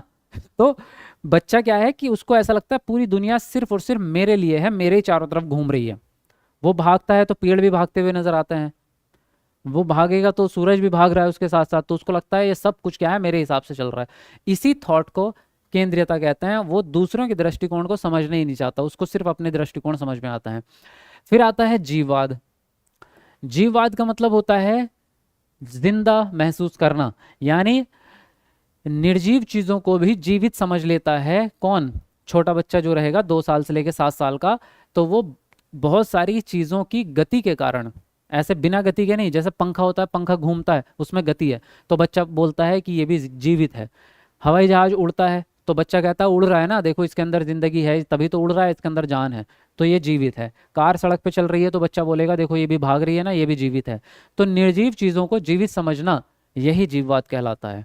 कौन सी स्टेज में आएगा? 2 से 7 साल की स्टेज में। विचारों में अनुत्कर्मण्यता। अनुत्कर्मण्यता का मतलब होता है ऊटपटांग विचार आना, यानी कुछ क्रिएटिव दिमाग में विचार भी आते हैं, कुछ अजीब अजीब विचार भी आते हैं। छोटे बच्चे आपसे सवाल जवाब करते हैं अजीब अजीब से, आपने देखा होगा। फिर आता है प्रतीकात्मक खेल। प्रतीकात्मक खेल का मतलब होता है कि बच्चे जो है सिंबल्स का इस्तेमाल करके गेम खेलते हैं। कोई भी जो है बच्चे क्या करेंगे, जब कोई गेम खेल रहे होंगे, तो जैसे अभी वो क्लास क्लास खेलते हैं छोटे बच्चे कि चलो मैं टीचर बनूंगा, तुम पढ़ोगे मेरे सामने, तो वो कभी क्या करता है, सामने घर के स्टूल डब्बे तकिया रख लेगा और तकिए से ही बोलेगा हाँ भाई राहुल चलो उठ सवाल का जवाब बता। तो वो किसी को भी सिंबल बना लेता है। जैसे इस चित्र में आप देखेंगे ये तकिया ही था, ये घोड़े जैसा आकार बना के वो खेल रही है। यहाँ इसने ये एक कार्टून रख रखा है, ये इसका दोस्त होगा पक्का, है ना। इधर एक और कैप रख रखा है इसने, यहाँ ये भी इसकी कोई सहेली होगी। तो ये क्या करते हैं, सिंबल्स प्रतीकों का इस्तेमाल करके खेलने लगते हैं। अब इसको याद कैसे रखेंगे, ये रही इसकी ट्रिक, सिंपल सी। क्या ट्रिक है? प्रतीक ने आत्मा को सूचना दी कि वह उसके जीवन का केंद्र है, यानी प्रतीक जो है वो आत्मा से प्यार करता है। प्रतीक आत्मा से प्यार करता है, तो ऐसे ही बोलते हैं ना, तुम तो मेरा जीवन हो, तुम तो मेरी जान हो, है ना, तुम्हारे बिना तो मैं मर जाऊंगा। तो ऐसे ही बोलते हैं। देखो, प्रतीक ने आत्मा को सूचना दी कि वह उसके जीवन का केंद्र है। अब ये लाइन आपको याद रखनी है। तो प्रतीक से क्या हो जाएगा, प्रतीकात्मक खेल। आत्मा से क्या हो जाएगा, आत्म केंद्रीयता।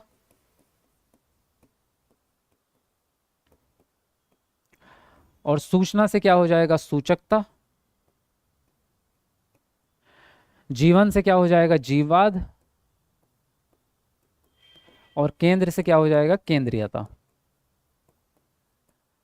विचारों वाली लाइन मैंने रखी नहीं है। अनुत्कर्मण्यता, इसको ऐसे याद रख लेना, एक शब्द तो याद ही रख लोगे चारों सिद्धांतों में। तो ये लाइन याद रखो, ये सारे आपको गुण याद हो जाएंगे। समझ में आया? कोई डाउट बोलो जल्दी से कमेंट में। किसी का कोई डाउट है इसमें? बोलो जल्दी।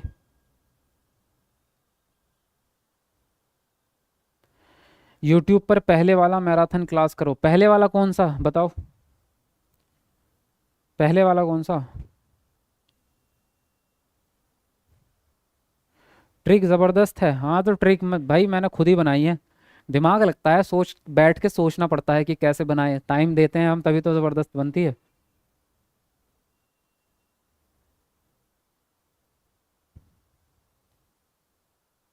हैंडीकैप्ड में कितने नंबर पर पास है जनरल वाले? इसमें देखो हैंडीकैप्ड वाला मसला होता ही नहीं है सीटेट में, सिर्फ जनरल है या ओबीसी एससी। इसमें जनरल का कोई सीन नहीं होता, अगर आप हैंडीकैप्ड है तब भी आपको 90 नंबर ही लाने पड़ेंगे।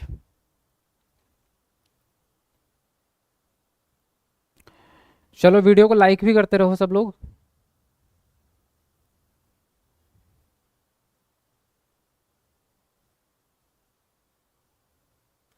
प्रतीक ने आत्मा को सूचित किया कि आत्मा सच में आ गई सामने। हाँ रानी जी, अब देख लो आत्मा आ गई तुम्हारे सामने तो क्या करोगे?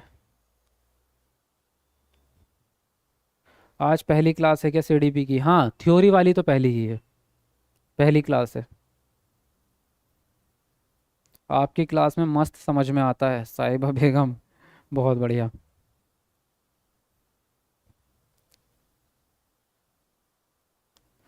सर किसकी यादों में इंस्टाग्राम पे स्टोरी लगाए हैं? भाई मैंने किसी की यादों में नहीं लगाई, बस मुझे अच्छी लगी तो लगा दी। और थोड़ा सलमान खान से मेरा कनेक्शन है तो इसलिए मैं सलमान खान वाली स्टोरीज लगा देता हूँ, मुझे अच्छी फीलिंग आती है।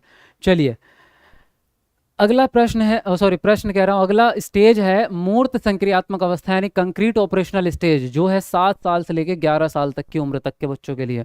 इसके गुण क्या क्या है? नंबर 1 गुण है मूर्त चिंतन, यानी इसमें जो बच्चा है वो मूर्त चिंतन करने लग जाता है।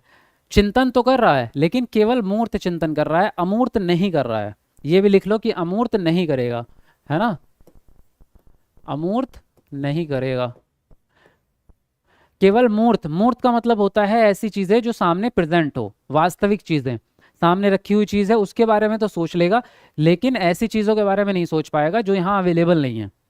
अभी मैं उससे कहूँ कि देखो यहाँ पे जो 3 कलर के बॉक्स रखे हैं इनमें से मुझे ब्लू वाला दे दो तो वो दे देगा। या मैं उसे उसके सामने 4 रजिस्टर रखूँ और बोलूँ बड़ा वाला रजिस्टर कौन सा है इनमें से, तो बता देगा ये वाला रजिस्टर बड़ा है ना। और या सामने जो है मान लो 3 बच्चे खड़े हैं, 3 बहनें हैं फॉर एग्जाम्पल, मैं कहूँगा इनमें से सबसे बड़ी कौन सी है तो वो बता देगा हाँ ये वाली सबसे बड़ी है। लेकिन अगर बोल के पूछ लिया ना, अनुज अंजू जो है वो मंजू से बड़ी है और मंजू जो है वो संजू से छोटी है, तो बताओ सबसे बड़ी कौन है? अब आप ही कंफ्यूज हो गए होंगे, है ना। बताओ कौन है, कौन है बड़ी सबसे?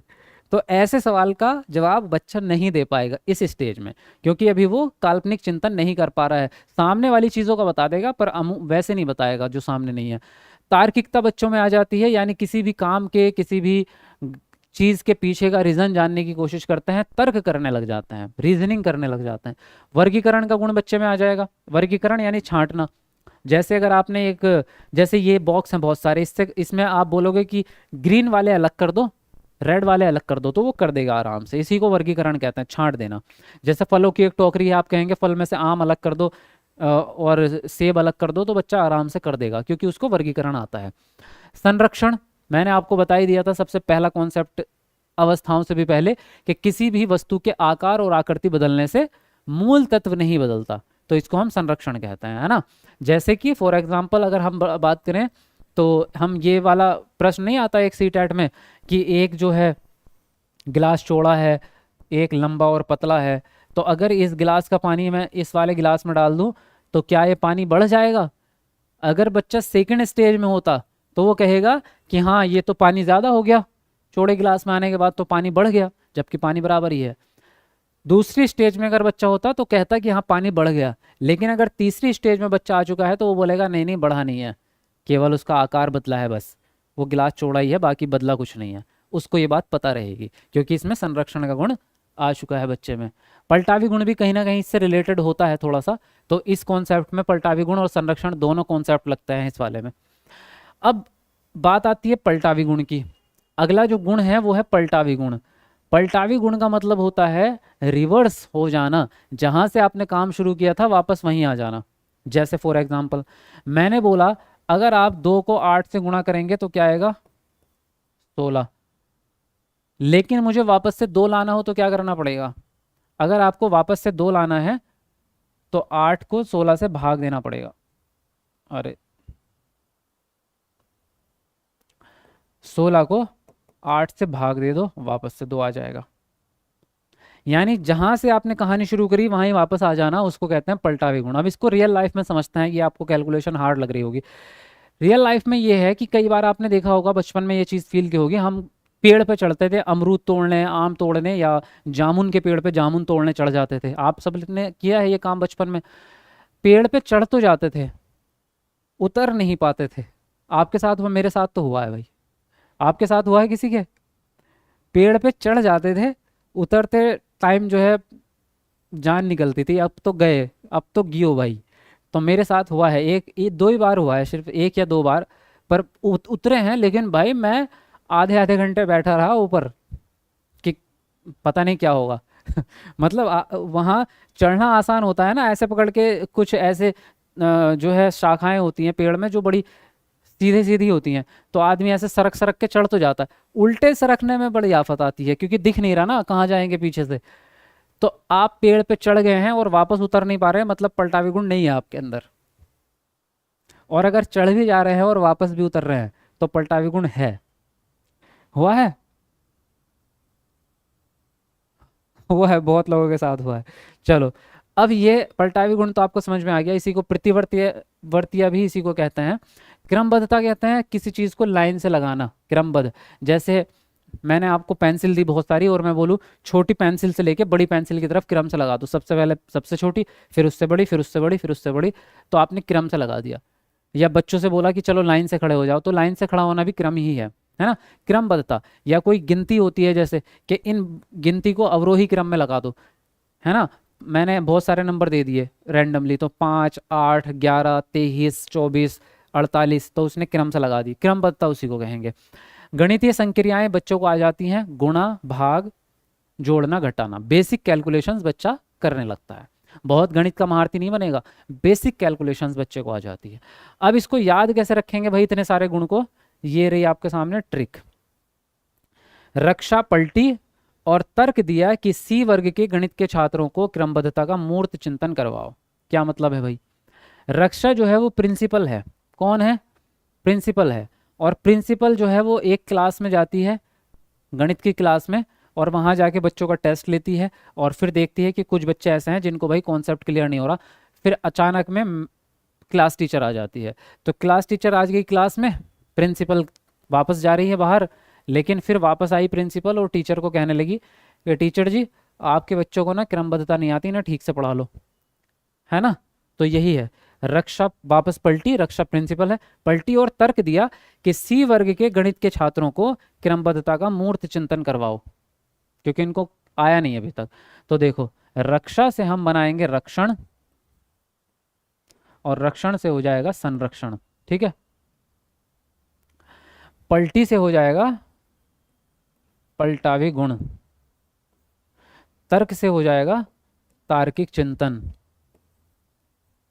और सी से हो जाएगा कि तीसरी स्टेज है, थर्ड स्टेज चल रही है जीन प्याजे की, वर्ग से हो जाएगा वर्गीकरण,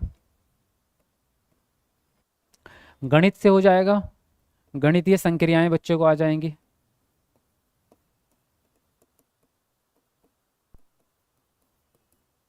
है ना। क्रमबद्धता तो अपने आप में पूरा का पूरा ही वर्ड आ गया, मूर्त चिंतन भी अपने आप में पूरा ही वर्ड आ गया। तो ये लाइन याद करो और सारे के सारे गुण आपको तीसरे स्टेज के 1 मिनट में याद हो जाएंगे। चलो पढ़ लो इसको एक बार और।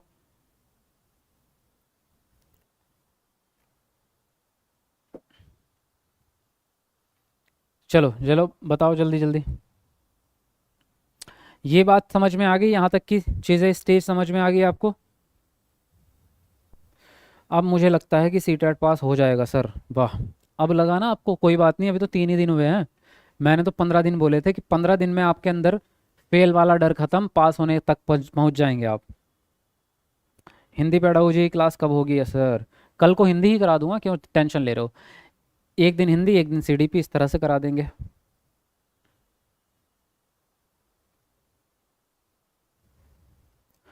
आपस में बातें हो रही हैं कमेंट में, अपने सर खाएंगे। जो आपस में बातें कर रहे हैं वो अपने सर खाएंगे। भाई एग्ज़ाम तो तुम्हारा है, मेरा थोड़ी है। मेरा काम तो सिर्फ पढ़ाना है। बाकी आप सीरियसली नहीं नहीं लोगे तो फेल होगे, फिर तुम अपने सर झेलोगे। मेरा काम तो सिर्फ पढ़ाने का, तो पढ़ लो, मौका मिल रहा है, वरना तो हर किसी को नहीं मिलता, है ना। चलो बढ़ेंगे आगे। अगला प्रश्न क्या है? सॉरी, प्रश्न कह रहा हूँ, अगली स्टेज है आपकी चौथी स्टेज, औपचारिक संक्रियात्मक अवस्था, फॉर्मल ऑपरेशनल स्टेज। इसी को हम क्या कहते हैं? अमूर्त संक्रियात्मक अवस्था भी कहते हैं, है ना। 11 साल से ऊपर रहेगी ये।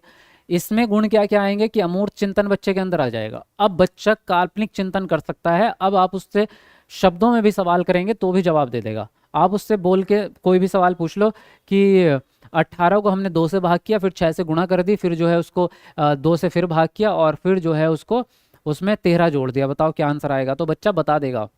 अब बता देगा, क्योंकि अब बच्चा कल्पना कर सकता है, दिमाग में ही कैलकुलेशंस कर लेता है।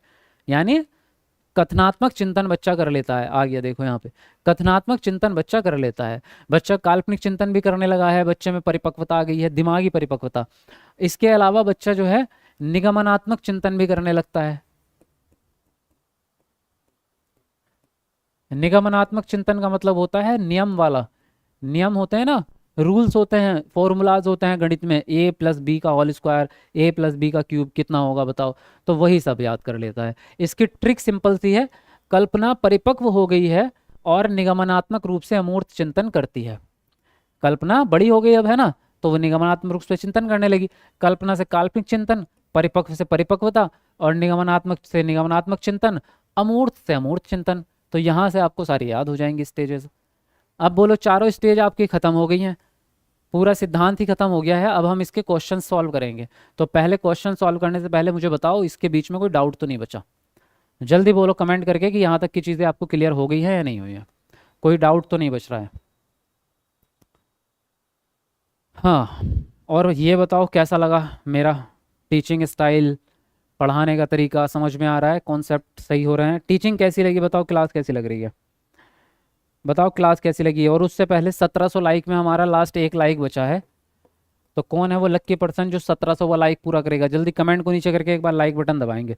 ईमानदारी से देखो, अगर क्लास मस्त लग रही है, मेरी मेहनत लग रही है, तो एक बार लाइक ज़रूर करेंगे ईमानदारी से, और डेली करेंगे। मैं फर्स्ट क्लास देख रही हूँ सर, टाइम बता दीजिए। टाइम जो रहता है शाम 7 बजे रहता है। शाम को 7 बजे डेली लाइव क्लास स्टार्ट होती है, ठीक है।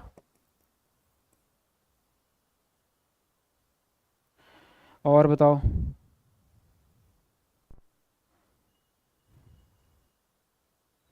बहुत अच्छा, एक्सीलेंट टीचिंग, वेरी नाइस।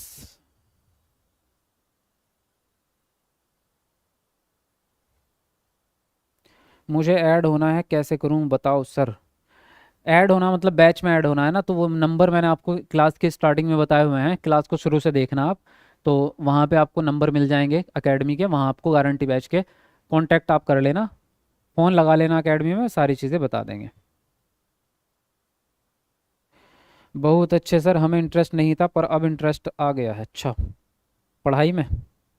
चलो बहुत बढ़िया बात है। अब हम आगे बढ़ेंगे और पहले इसके कुछ क्वेश्चन सॉल्व करेंगे, उसके बाद अगले सिद्धांत पे बढ़ेंगे। तो सबसे पहला यहाँ पर क्वेश्चन है आपका, जीन पियाजे के अनुसार संज्ञानात्मक विकास किस प्रक्रिया द्वारा सुगम होता है? अनुकूलन, पुनर्बलन, पूर्वाभ्यास या फिर कलन विधि? बताओ इनमें से कौन सा ऑप्शन सही जाएगा? लिखेंगे सब लोग अपना अपना आंसर।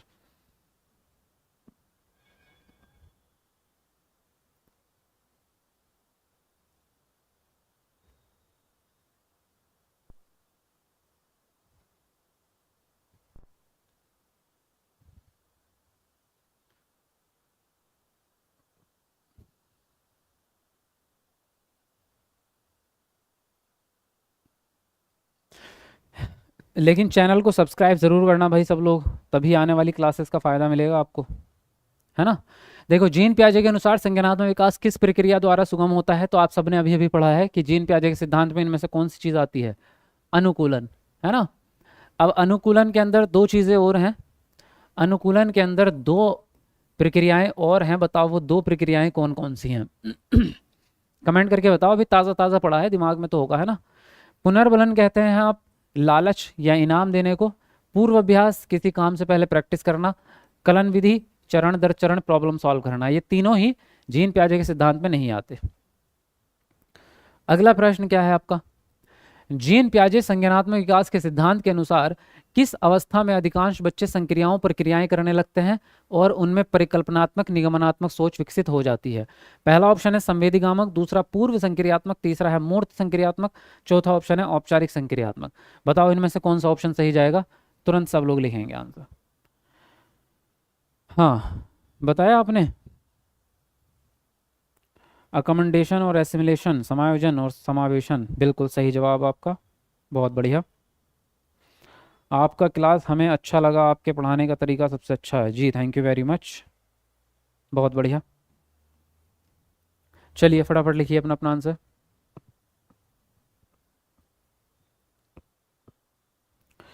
अब देखिए इसने बोला जीन पियाजे संज्ञानात्मक विकास के सिद्धांत के अनुसार किस अवस्था में अधिकांश बच्चे संक्रियाओं पर क्रियाएं करने लगते हैं। संक्रियाओं पर क्रियाएं करना जाहिर है अमूर्त चिंतन ही होगा, क्योंकि कैलकुलेशन के ऊपर ही कैलकुलेशन कर रहे हैं, यानी कोई चीज़ सामने अवेलेबल ही नहीं है। उसके आगे इन्होंने ये भी लिख दिया है कि परिकल्पना बच्चा कर पा रहा है, निगमन कर पा रहा है, तो जाहिर है परिकल्पना कहाँ आएगी, फोर्थ स्टेज में आएगी जीन पियाजे के सिद्धांत में, जिसको कहेंगे औपचारिक संक्रियात्मक अवस्था। किस किस का सही गया है, सबका सही गया है कि किसी का गलत भी हुआ। चलो डी ऑप्शन राइट होता है। अगला प्रश्न क्या कह रहा है, प्रतीकों के निर्माण और उपयोग करने की क्षमता खालिस्तान की एक प्रमुख उपलब्धि है। क्या आएगा खालिस्तान में, संवेदी पेशी अवस्था, पूर्व संक्रियात्मक अवस्था, तीसरा है मूर्त संक्रियात्मक अवस्था और चौथा ऑप्शन है अमूर्त संक्रियात्मक अवस्था। चलिए बताइए कौन कौन सा ऑप्शन यहाँ पर सही जाएंगे, जल्दी लिखेंगे अपना अपना आंसर।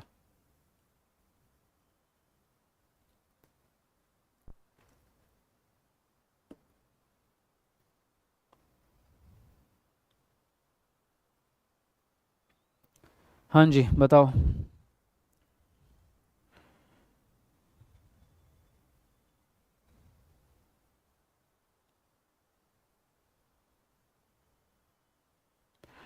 गारंटी बैच में फीस से ज़्यादा प्राइज मिलते हैं पास करने वालों को, रियलिटी है। अभी जब सेमिनार में सब लोग आए थे तो सबको ही इनाम मिला है, और इतने बड़े बड़े इनाम मिले हैं। बैच तो मान लो 6,000 का बैच है, ऑफर के बाद उन्होंने 4,000 में 4,500 में लिया होगा, एंड टाइम पे आके शायद किसी ने 4,000 से 3,800 में ले लिया होगा, बाकी 4,000 4500 तो नॉर्मल बैच की फ़ीस रहती है। इतने में आप लोगों ने बैच लिया था सबने, और इनाम जो मिले हैं उनको वो मिले हैं 10,000, 20,000, 25,000, मतलब 10,000 तो शायद किसी का होगा, वरना तो इससे ऊपर के इनाम सबको मिले हैं, 20, 22, 25,000 रुपये के इनाम सबको मिले हैं। तो जाहिर है मिलते ही हैं, आपको भी मिलेंगे अगर आप मेहनत करेंगे, आप पास होएंगे, सेमिनार में आएंगे तो आपको भी गिफ्ट मिलेंगे। और बुलेट ली है, मिली है भाई, 2.5 लाख की बुलेट होती है, तो 2.5 लाख ले गए वो 4,000 रुपये लगा के, सोचो, है ना। और इस बार तो आईफोन जिन लोगों को मिला है, आईफोन भी 60-70 हज़ार रुपये का था, तो 4,000 रुपये की फ़ीस लगा के आप 60-70 हज़ार रुपये का इनाम ले जा रहे हैं। उसके अलावा पास हो गए, आपकी नौकरी बच गई, और जो फ्रेशर्स लोग हैं उनको नौकरी का मौका मिल गया। इससे बड़ी बात और जीवन में क्या चाहिए आप लोगों को। प्रतीकों का निर्माण, अब जाहिर है देखो प्रतीकों का निर्माण यानी प्रतीकात्मक खेल, है ना। और प्रतीकात्मक खेल कौन से स्टेज में आते हैं, दूसरे स्टेज में आते हैं, जिसका नाम है पूर्व संक्रियात्मक अवस्था। अब बताओ पूर्व संक्रियात्मक अवस्था की एज क्या थी, याद है या भूल गए जल्दी सी, बताओ एज क्या थी पूर्व संक्रियात्मक अवस्था की, जल्दी बताओ। अगले प्रश्न पे आते हैं। आई वॉन्ट ए बुलेट, किसको चाहिए बुलेट। इस बार बुलेट से ऊपर भी इनाम है, कार है इस बार गिफ्ट में। गिफ्ट की कीमत नहीं बताए, नहीं गिफ्ट की कीमत क्यों बताएंगे हम, गिफ्ट की कोई कीमत बताई जाती है, वो तो आपको जो भी मिलेगा ले जाना। पर होते हैं इतना तो अंदाज़ा आप भी लगा सकते हैं, 2 से 7 साल, मतलब याद रख रहे हो चीज़ों को, वेरी नाइस, बहुत बढ़िया। चलो पियाजे के सिद्धांत के अनुसार कौन सी प्रक्रिया है जो एक शिशु की क्रिया का वर्णन करती है जिसमें वह गोलाकार वस्तुओं की जगह समकोण वस्तुओं तक पहुंचने के लिए अपने हाथ के पकड़ने के तरीके को बदलती है? समायोजन, अनुबंधन, अंतर्विषयकता या फिर स्कीमा? बताओ कौन सा ऑप्शन सही जाएगा, लिखो जल्दी से।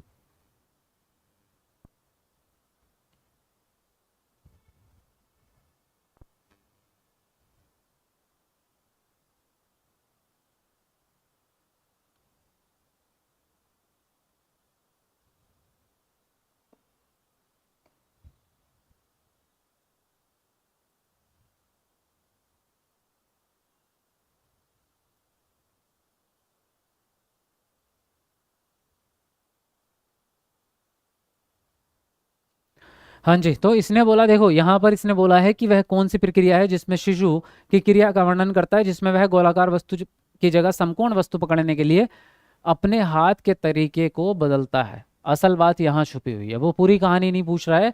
उसके कहने का मतलब ये है कि उसने अपने काम में बदलाव किया है। जब उसने एक काम के बाद दूसरी चीज पकड़नी है, यानी दूसरा काम करना है, तो उसको पुराने वाले तरीके में बदलाव करना पड़ा। और जाहिर है जब बदलाव होता है तो उसको हम क्या कहते हैं? समायोजन कहते हैं, है ना। और जब बदलाव नहीं होता तो समावेशन कहते हैं। ठीक। अनुबंध जो होता है, अनुबंधन तो व्यवहारवाद से रिलेटेड है, बाहरी प्रेरणा द्वारा दिया जाता है। अंतर्विषयकता जीन प्याजे से रिलेटेड है नहीं, मतलब इसका ये होता है कि जब मल्टीपल सब्जेक्ट आपस में जुड़ते हैं। स्कीमा एक विचार है सिर्फ, तो यहाँ पर जो है पहला ऑप्शन सही जाएगा। अगला प्रश्न देखिए क्या कहता है। प्याजे के अनुसार जन्म के बाद संज्ञानात्मक विकास की अवस्थाओं का सही क्रम कौन सा है? यहाँ जो चार ऑप्शन है, इनमें हर एक ऑप्शन में चारों अवस्थाओं के गुण दिए गए हैं। देखो, एक, दो, तीन, चार, एक, दो, तीन, चार, यानी चारों अवस्थाओं के गुण दिए गए हैं। आपको बताना यह है कि क्रम में कौन सा लिखा है। पहले पहली अवस्था का गुण, फिर दूसरी अवस्था का गुण, फिर तीसरी अवस्था का, फिर चौथी अवस्था का। तो सही क्रम छांटना है आपको, ये बताओ। चलो जल्दी से फटाफट लिखो।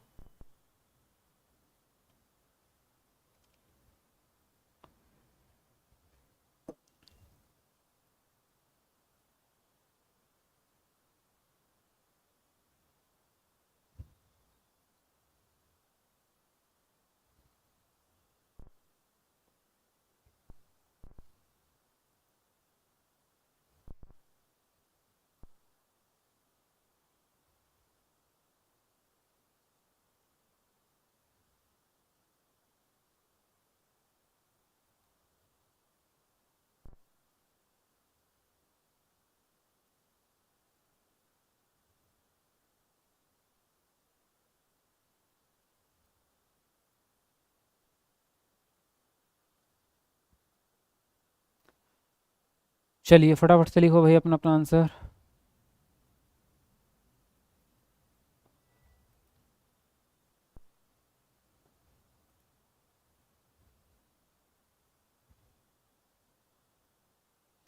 हाँ जी, तो इसने बोला क्या है कि सही क्रम बताओ। अब पहली अवस्था में देखते हैं, संवेदी अनुभव पहली अवस्था का गुण है, ठीक है जी। वृत्तिवर्तन्यता तीसरी अवस्था का गुण है, तो पहले के बाद तीसरा आ ही नहीं सकता, तो ये गलत हो जाएगा। दूसरे ऑप्शन में देखते हैं, संवेदी अनुभव पहली अवस्था का गुण है, प्रतीकात्मक खेल दूसरी अवस्था का गुण होता है, वृत्तिवर्तन्यता तीसरी अवस्था का गुण होता है, परिकल्पना करना चौथी अवस्था का गुण होता है। ये सही है, इसमें एकदम सही क्रम दिया गया है। प्रतीकात्मक खेल दूसरी अवस्था का गुण है, तो दूसरी से तो स्टार्ट होगा नहीं। वृत्तिवर्तन्यता तीसरी अवस्था का गुण है, तीसरे से स्टार्ट नहीं होगा। तो यहाँ सेकंड ऑप्शन आपका बिल्कुल करेक्ट है। आगे बढ़ते हैं। जीन प्याजे के अनुसार अर्थपूर्ण संज्ञानात्मक विकास के लिए एक बच्ची, पहला ऑप्शन है को द्वितीय स्तर के अनुबंध करने चाहिए। दूसरा ऑप्शन है बच्ची को हर कार्य के लिए पुरस्कार मिलना चाहिए। तीसरा ऑप्शन है बच्ची को सक्रिय अन्वेषण के मौके मुहैया कराने चाहिए। और डी ऑप्शन है बच्ची को बारंबार वेधन व अभ्यास करने के लिए मौके कार्य देने चाहिए। तो बताओ कौन सा ऑप्शन इनमें से सही जा रहा है, लिखो अपना अपना आंसर। चलिए लिखिए जल्दी से।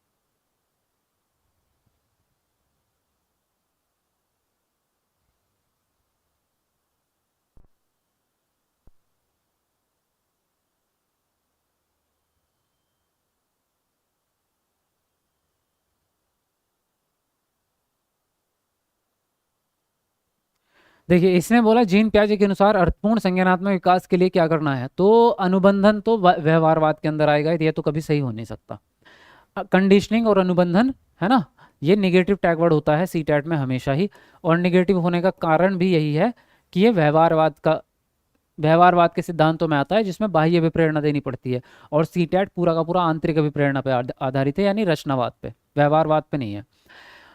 पुरस्कार देना भी बाह्य अभिप्रेरणा है, क्योंकि पुरस्कार से भी लालच पैदा होता है, तो ये भी गलत हो जाएगा।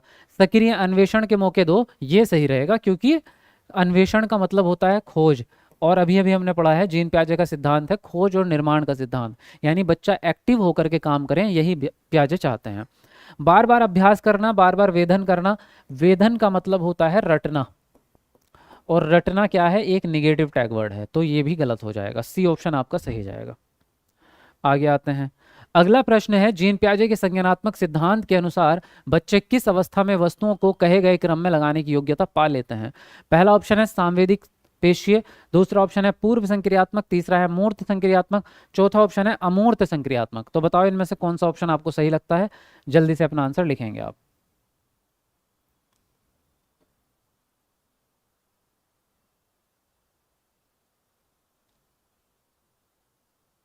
गणित की क्लास कब होगी सर? गणित की क्लास भी करेंगे जल्दी ही, मैंने बोला तो था आपसे कि एक हफ्ते में, अब 2 दिन हो गए हैं, 5 दिन के अंदर अंदर आपकी गणित की क्लास जरूर करवाऊंगा। चलो जल्दी लिखो अपना अपना आंसर।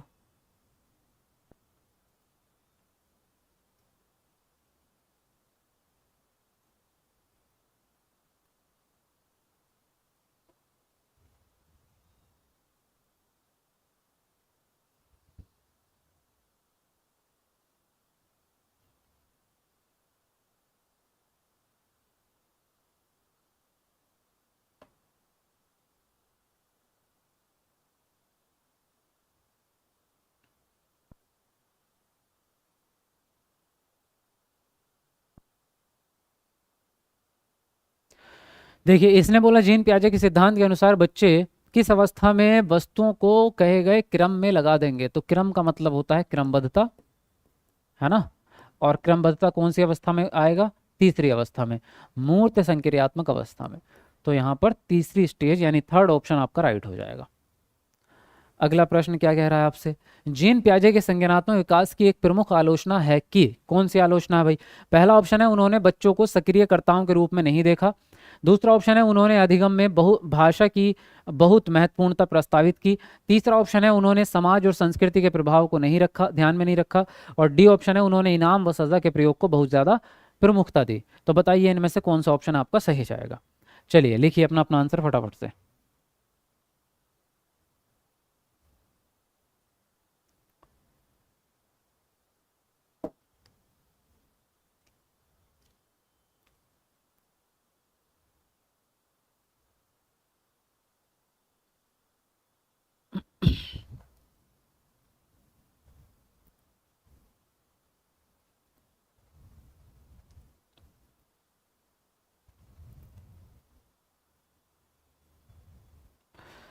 हाँ जी, तो इन्होंने बोला जीन पियाजे के संज्ञानात्मक विकास की आलोचना क्या है। आलोचना का मतलब होता है कमी, यानी इनके सिद्धांत में कोई कमी रह गई है, जिसका जो है किसी दूसरे मनोवैज्ञानिक ने क्या है इनके सिद्धांत में एक कमी निकाली है कि तुम्हारे सिद्धांत में ये कमी रह गई है। तो उन्होंने बच्चों को सक्रियकर्ताओं के रूप में नहीं देखा, ये कमी नहीं है, ये तो इनकी विशेषता है, ये तो कहते हैं कि सक्रिय होने चाहिए। उन्होंने अधिगम में भाषा की बहुत महत्वपूर्णता प्रस्तावित की है, इन्होंने भाषा का जिक्र ही नहीं किया है ना। कमी तो वो होती है ना जो उस आदमी ने जो काम किया हो, जब इन्होंने किया ही नहीं तो ये भी नहीं हो सकती। उन्होंने समाज और संस्कृति के प्रभाव को ध्यान में नहीं रखा, ये कमी इनके सिद्धांत में रही है, क्योंकि इन्होंने बोला है कि पूरी दुनिया के किसी भी संस्कृति का बच्चा हो, वो बच्चा मेरे ही चरण के हिसाब से चलेगा, यानी उसमें पहला चरण उसका जन्म से लेकर 2 साल रहेगा, दूसरा चरण जो है उसका 2 साल से 7 साल रहेगा। तो यहाँ पर कई बार क्या होता है, समाज और संस्कृति के कारण ये चरण आगे पीछे मतलब एज में थोड़ा बहुत आगे पीछे हो जाता है। जैसे इन्होंने 7 साल की उम्र में बोल दिया कि बच्चे को जो है गणितीय संक्रियाएं आ जाएंगी, क्योंकि बच्चा तीसरी स्टेज में आ जाएगा। ज़रूरी नहीं है ऐसा हो, क्योंकि हर जगह हो सकता है बच्चे का संज्ञानात्मक विकास उतना ना हो रहा हो, या उसको उतनी शिक्षा ना मिली हो, या उसको उतना खान पान या उतनी सुविधाएं ही ना मिल पा रही हो, तो संस्कृति का फर्क भी पड़ सकता है। ये बात ये भूल गए, इन्होंने संस्कृति को इग्नोर कर दिया, यही इनके सिद्धांत की आलोचना है। इनाम और सजा की इन्होंने कोई बात ही नहीं करी अपने सिद्धांत में, तो तीसरा ऑप्शन राइट जाएगा। अगला प्रश्न है आपका, पियाजे के अनुसार इनमें से कौन सा कारक संज्ञानात्मक विकास में महत्वपूर्ण भूमिका नहीं निभाता है? गतिविधि, अन्वेषण, भाषा या फिर जैविक परिपक्वता। दो बताओ कौन सा ऑप्शन इनमें से सही जाएगा। लिखिए अपना अपना आंसर। और हमारे 2000 लाइक में लास्ट लाइक बचा है भाई, बताओ कौन करेगा 2000 वाला लाइक। फटाफट से एक बार कमेंट को नीचे करके लाइक बटन दबा दो जिसने भी नहीं किया, अच्छे बच्चों की तरह जल्दी बताओ।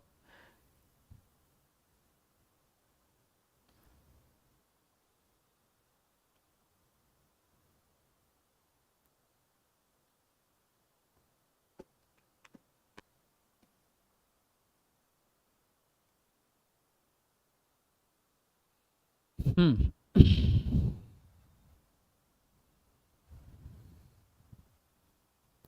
बहुत अच्छे। देखो पियाजे के अनुसार कौन सा कारक है जो संज्ञानात्मक विकास में भूमिका नहीं निभाता है? तो गतिविधि तो पॉजिटिव है, क्योंकि एक्टिविटीज की तो बात ही कर रहे हैं, ये कि बच्चा करके सीखेगा काम को, है ना, एक्टिविटीज करवा रहे हैं। अन्वेषण यानी खोज, ये भी पॉजिटिव है कि बच्चा खोज करे। जैविक परिपक्वता का मतलब है उम्र के साथ, जैविक यानी उम्र, तो उम्र के साथ ही परिपक्वता आती है, जैसे जैसे बच्चा बड़ा होता है वैसे वैसे उसका संज्ञानात्मक विकास बढ़ता जाता है, तो ये भी पॉजिटिव हो गया। भाषा को महत्वता इन्होंने नहीं दी है, भाषा का जिक्र इन्होंने कहीं भी नहीं किया, और ना ही इन्होंने बोला है कि संज्ञानात्मक विकास में भाषा की जरूरत पड़ रही है ना। भाषा एक नॉर्मल चीज़ है इनके लिए, लेकिन भाषा को महत्ता कौन देते हैं? वाइगोत्स्की देते हैं। वाइगोत्स्की का कहना होता है कि हमें भाषा चाहिए, यानी भाषा बहुत इंपॉर्टेंट है, तो यहाँ सी ऑप्शन राइट जाएगा। अगला प्रश्न क्या है? एक विद्यार्थी शाब्दिक कथन के तर्क को बिना वास्तविक परिस्थिति के से संबंधित किए विवेचित कर लेता है। पियाजे के अनुसार विद्यार्थी संज्ञानात्मक विकास की किस अवस्था में है? पहला ऑप्शन है औपचारिक संक्रियात्मक अवस्था, दूसरा है पूर्व संक्रियात्मक अवस्था, तीसरा है मूर्त संक्रियात्मक अवस्था, और चौथा ऑप्शन है संवेदी गामक अवस्था। तो बताओ इनमें से कौन सा ऑप्शन सही जाएगा आपका। चलिए लिखते रहिए अपना अपना आंसर।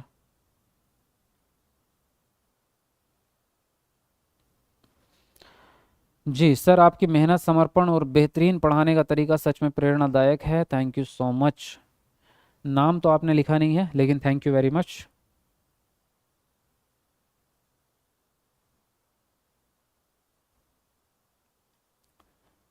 चलो जल्दी जल्दी लिखते रहो अपना अपना आंसर।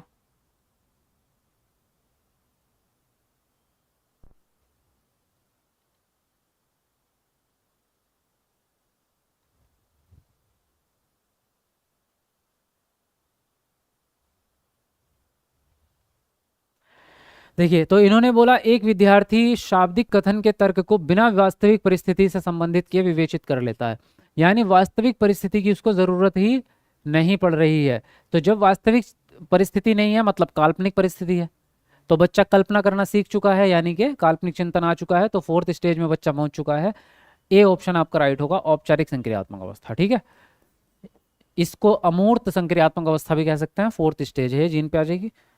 आगे आते हैं, और ये आगे आपका नेक्स्ट सिद्धांत स्टार्ट होगा, वाइगोत्स्की का सामाजिक सांस्कृतिक विकास का सिद्धांत। ठीक है, जीन प्याजे आपका खत्म हो चुका है, क्वेश्चंस भी कर लिए, बाकी अभी हम प्रीवियस ईयर क्वेश्चन पेपर की मैराथन करेंगे, तब आपकी सारी चीज़ें प्रैक्टिस में आएंगी, है ना, क्वेश्चंस और ज़्यादा पढ़ने को मिलेंगे। अभी नेक्स्ट सिद्धांत पढ़ते हैं जिसको कहते हैं वाइगोत्स्की का सिद्धांत।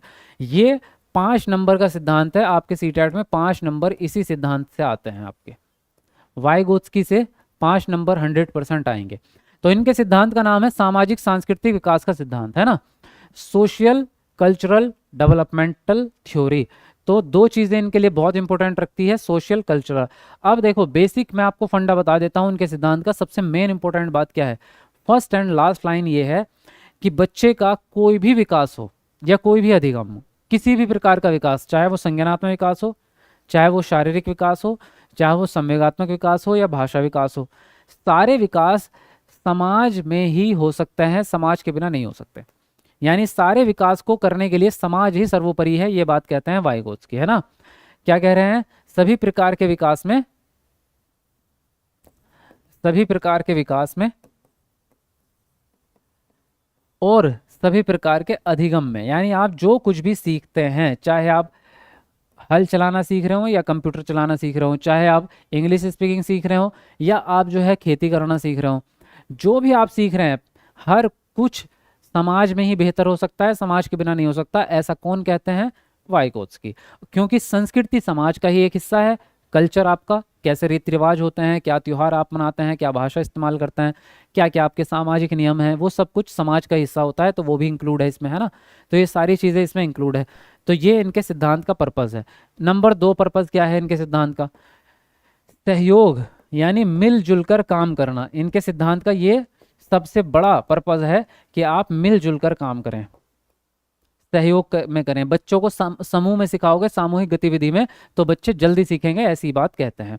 अब इनकी थ्योरी पढ़ना है, क्या है डिटेल में। देखो, ये रूस के रहने वाले मनोवैज्ञानिक हैं, ये बात बहुत इंपॉर्टेंट नहीं है क्योंकि कभी ऐसा पूछा नहीं आज तक सीटेट ने। इनकी सबसे इंपॉर्टेंट बात जो है वो ये है कि इस सिद्धांत में इन्होंने बताया है कि बालक के हर प्रकार के विकास में समाज का विशेष योगदान होता है। जो बात मैं आपको समझा रहा था अभी, वही कह रहे हैं कि बच्चे के विकास में, कि सभी प्रकार के विकास में समाज का सबसे बड़ा योगदान रहेगा, है ना। उसके अलावा क्या कह रहे हैं ये, इन्होंने बोला कि समाज से अंतःक्रिया के फलस्वरूप ही विभिन्न प्रकार का विकास होता है। समाज में उसे जिस प्रकार की सुविधाएं उपलब्ध होंगी, उसका विकास भी उसी प्रकार का होगा। यदि सभी प्रकार की सुविधाएं उपलब्ध नहीं होंगी तो उसके विकास पर प्रतिकूल प्रभाव पड़ेगा, यानी उल्टा, यानी निगेटिव प्रभाव पड़ेगा। समाज में जैसी चीज़ें होंगी वैसा ही विकास होगा, इनका ये कहना है। समाज में अच्छी अच्छी सुविधाएं मिलेंगी तो बच्चे का विकास अच्छा चलेगा, समाज में पूरी सुविधाएं अच्छे से नहीं मिलेंगी तो विकास अच्छे से नहीं होगा, ये इनका कहना है ना। और क्या कहना है इनका? जन्म के समय शिशु का व्यवहार सामाजिकता से काफ़ी दूर होता है, वह अत्यधिक स्वार्थी होता है, उसमें उसे केवल अपनी शारीरिक आवश्यकताओं की पूर्ति की ललक होती है तथा दूसरों के हित चिंतन के कुछ भी परवाह बच्चा नहीं करता। इस आयु में गुड्डे गुड़िया, खिलौने, मूर्ति आदि निर्जीव पदार्थों और पशु पक्षी, मनुष्य आदि सजीव पदार्थों में अंतर नहीं समझ पाता बच्चा। यानी जो शिशु है, जन्म से लेकर 2 साल तक का बच्चा है, जन्म से 2 साल तक का बच्चा जो है, इससे सामाजिकता की उम्मीद नहीं लगाई जा सकती। इनका कहना यह है कि जन्म शिशु में सामाजिकता होती ही नहीं है, असामाजिकता भी नहीं होती। उसको एक्चुअली पता ही नहीं है कि सामाजिकता असामाजिकता है क्या। उसको तो ये भी नहीं पता कि निर्जीव चीज़ क्या है और सजीव चीज़ क्या है। तो इसलिए उससे कोई उम्मीद हम नहीं लगाएंगे कि वो सामाजिक व्यवहार करे, है ना। लेकिन सीखना स्टार्ट वो कर देता है, थोड़ी थोड़ी सोशल स्माइल और अपने पेरेंट्स को पहचानना, मम्मी को देख के स्माइल करता है, तो ये चीज़ें सीखना स्टार्ट करेगा, पर उससे बहुत ज़्यादा उम्मीदें नहीं लगा सकते। एक्चुअल जो सामाजिक विकास है वो बाल्यावस्था से स्टार्ट होगा। शिशु के सामाजिक दायरा बहुत ही सीमित होता है, अतः सामाजिक विकास के दृष्टिकोण से उससे कोई उम्मीद नहीं लगाई जा सकती, है ना। बाल्यावस्था में आते हैं। बाल्यावस्था में प्रवेश करने के साथ साथ अधिकांश बच्चे स्कूल जाना स्टार्ट कर देते हैं और अब उनका सामाजिक दायरा भी बढ़ जाता है क्योंकि उसके दोस्त वगैरह बनने स्टार्ट हो जाते हैं, है ना।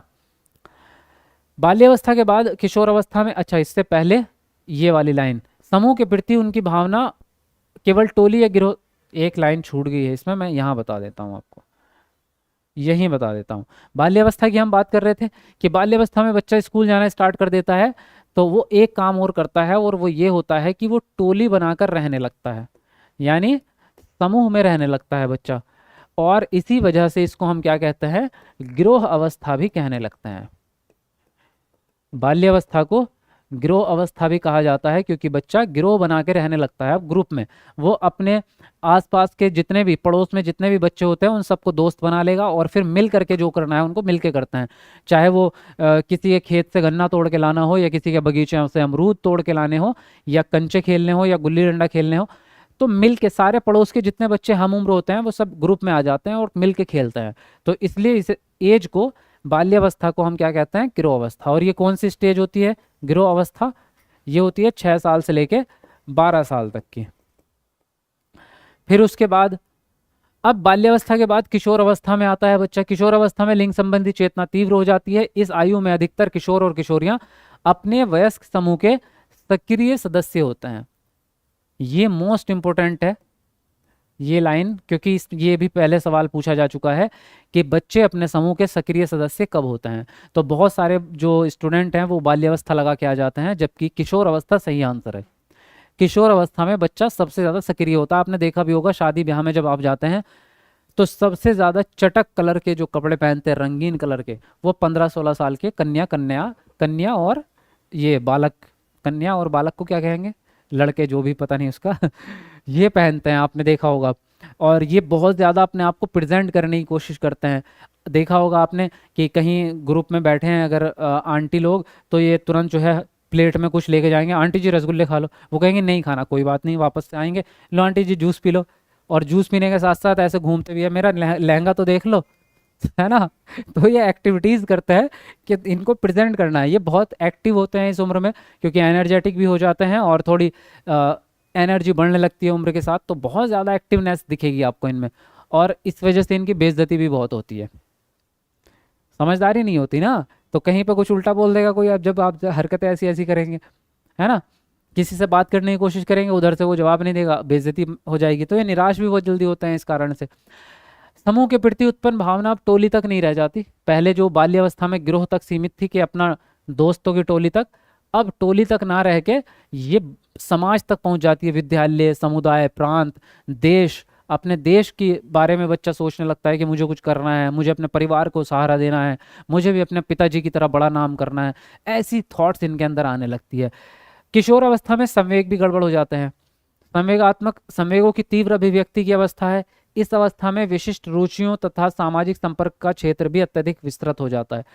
एक दिक्कत और आती है कि बच्चा हार्मोनल भी चेंजेस होने लगते हैं शारीरिक रूप से, क्योंकि अब लड़की और लड़का दोनों ही जो है क्या है, उनके प्रजनन अंग बढ़ने लगते हैं और उनके अंदर हार्मोन्स डेवलप होते हैं, जिसकी वजह से उनका दिमाग पे असर होता है और वो बहुत ज़्यादा गुस्से में रहते हैं, चिड़चिड़े रहते हैं और बहुत जल्दी खुश हो जाते हैं, बहुत जल्दी दुखी हो जाते हैं। अभी बहुत ज़्यादा खिलखिला रहे थे, अभी 2 मिनट बाद जो है रोने लग जाएंगे, है ना, या टेंशन में आ जाएंगे। उसी उम्र में जो है पढ़ाई का प्रेशर भी रहता है, करियर बनाना है, तो हाई स्कूल इंटर में बच्चे आने लगते हैं, तो उसका प्रेशर, तो बहुत ज़्यादा दुखद अवस्था है ये बहुत कंफ्यूजिंग अवस्था है किशोर अवस्था। किशोर अवस्था में व्यक्तिक विशेषताओं के अतिरिक्त सारी संस्कृति, परिवार की सामाजिक और आर्थिक स्थिति, यौन संबंधी स्वतंत्रता और जानकारी इत्यादि उनकी सामाजिक रुचियों और सामाजिक संबंधों को प्रभावित करती हैं। वाइगोत्स्की के सामाजिक सिद्धांत का निहितार्थ, अब ये सबसे मोस्ट इंपोर्टेंट है कि इनके सिद्धांत का निहित अर्थ क्या है, यानी इनके सिद्धांत में क्या अर्थ छुपा हुआ है। ये डायरेक्ट भी क्वेश्चन आया है एक बार सीटेट में कि वाइगोत्स्की के सिद्धांत का निहितार्थ क्या है, तो ऑप्शन में क्या मिलेगा, समस्या समाधान, सहयोगात्मक समस्या समाधान, यानी मिलजुल कर समस्या का सॉल्यूशन ढूंढना। अगर आप मिल करके काम करेंगे तो बड़ी से बड़ी समस्या सॉल्व हो सकती है, ऐसा कहना है वाइगोत्स्की का। तो ये इनके सिद्धांत का सबसे मीनिंग है, सबसे बड़ा। अर्थात बच्चे अपने शिक्षक के निर्देश अनुसार अपने साथियों की सहायता से उन समस्याओं का समाधान कर लेते हैं जिन्हें उन्होंने पहले अपनी कक्षा में देखा है। इसमें वे अपने साथियों के साथ अंतःक्रिया करते हैं और अपने निर्णय पर पहुंचते हैं। शिक्षक का इस कार्य में केवल निर्देश मात्र होता है, वह कक्षा पर कठोरता से नियंत्रण नहीं रखता, केवल बच्चों को स्वतंत्र छोड़ देता है और बच्चे खुद ही मिलजुल कर आपस में उस प्रॉब्लम का सॉल्यूशन निकालते हैं, है ना, तो बच्चों को काम करने का मौका मिलता है। तो ये था इनके सिद्धांत का असली अर्थ, ठीक है। अब आगे बढ़ते हैं और यहाँ पर 3 कॉन्सेप्ट और हैं, इनको और समझते हैं। यहाँ तक समझ में आ रही है, बोलो जल्दी, यहाँ तक क्लियर हो रही है चीजें। और 2200 लाइक हमारे होने वाले हैं, लास्ट लाइक बचा है, बताओ कौन करेगा 2200 वाला लाइक, जल्दी कमेंट को नीचे करके एक बार लाइक दबा दो जिसने नहीं किया। आज हम 2500 का टारगेट रखते हैं, 2500 लाइक का, है ना, तो जल्दी से 2500 लाइक पूरे करो फटाफट से। अपने घर के फ़ोन से भी लाइक कर दिया करो यार, इतनी मेहनत तो तुम्हारे लिए करते ही हैं, है ना।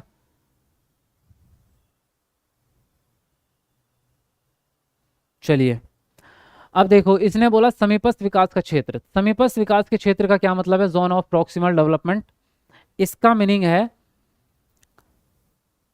जो बच्चे का विकास अभी अवेलेबल हुआ, मतलब अभी है, प्रेजेंट में जितना बच्चा जानता है, उससे अगला जो चरण है वही समीपस्थ विकास का क्षेत्र कहलाता है। फॉर एग्जाम्पल, बच्चे को अभी जैसे 2 का पहाड़ा आता है, तो 3 का पहाड़ा उसके लिए समीपस्थ विकास का क्षेत्र है, यानी जितना अभी लेवल आपका है उससे अगला चरण ही आपके लिए समीपस्थ विकास है ना। जो अभी आपको आता है, जो आता है वो बच्चे का पूर्व ज्ञान होता है ना, पूर्व ज्ञान से अगला चरण, यही आपका क्या है, समीपस्थ विकास का क्षेत्र है। फॉर एग्जाम्पल, वो तो समीपस्थ विकास है। अच्छा देखो, जैसे ये ए बच्चे को आता है और बी बच्चे को सीखना है, तो बी जो है ये समीपस्थ विकास है। और इन दोनों के बीच की जो दूरी है, यानी इन दोनों के बीच की जो जर्नी है, यही समीपस्थ विकास का क्षेत्र है। जितना समय लगेगा उसको, चाहे 1 महीना लगे या 1 हफ्ता, तो ए मान लो ये उसको बच्चे को आता है, ए कॉन्सेप्ट आता है, बी कॉन्सेप्ट बच्चे को सिखाना है, तो बी जो हुआ वो समीपस्थ विकास हो गया, और बीच का जो टाइम में लगेगा, बीच की जो प्रक्रियाएं लगेंगी, उसको हम क्षेत्र कहेंगे। ठीक है, समझ में आई बात। अब अगले स्टेप तक पहुंचने के लिए, यानी ए से बी तक पहुंचने के लिए टीचर बच्चों की मदद करता है, बच्चों को थोड़ी बहुत हिंट देता है, हेल्प करता है। उस हेल्प करने को ही पाड़ या ढांचा कहते हैं, यानी कि सहायता देना। लेकिन जो आप सहायता देते हैं वो आंशिक रूप से देते हैं, यानी आधी देते हैं, पूरी सहायता नहीं देते। जब बच्चा कोई सवाल सॉल्व कर रहा है और बच्चा उस सवाल को सॉल्व करते समय अटक जाए, त्रुटि कर दे, गलती कर दे, तो आप ये नहीं कि उसको पूरा सवाल सॉल्व करके दे देंगे, लो बेटा मैं ही कर देता हूँ, तुमसे नहीं हो रहा। ऐसे पेरेंट्स बहुत करते हैं। टीचर होमवर्क देता है बच्चे को और मम्मी होमवर्क करके दे देती है, बच्चे को करने ही नहीं दे रहे। तो ये नहीं करना। बच्चे की अगर हेल्प करनी है तो थोड़ी सी उसकी हिंट देना कि यहाँ ना जोड़ दो इसको बेटा, ये दोनों ना जोड़ दो, उत्तर आएगा। तो जोड़ेगा बच्चा खुद, आप जोड़ के मत बताओ। तो ये है थोड़ी सी हेल्प करना, इसी को कहते हैं इंग्लिश में स्कैफोल्डिंग, हिंदी में पाड़ भी, ढांचा भी, आलंबन भी, ये तीनों नाम इसी के हैं। एक नाम और आता है मचान, ये सीटेट में कई बार बदलता रहता है, इसलिए मैंने सारे लिख दिए थे। व्यक्तिगत वाक्य क्या है भाई? अगला कॉन्सेप्ट है प्राइवेट स्पीच। प्राइवेट स्पीच का मतलब होता है अकेले में खुद से बातें करना।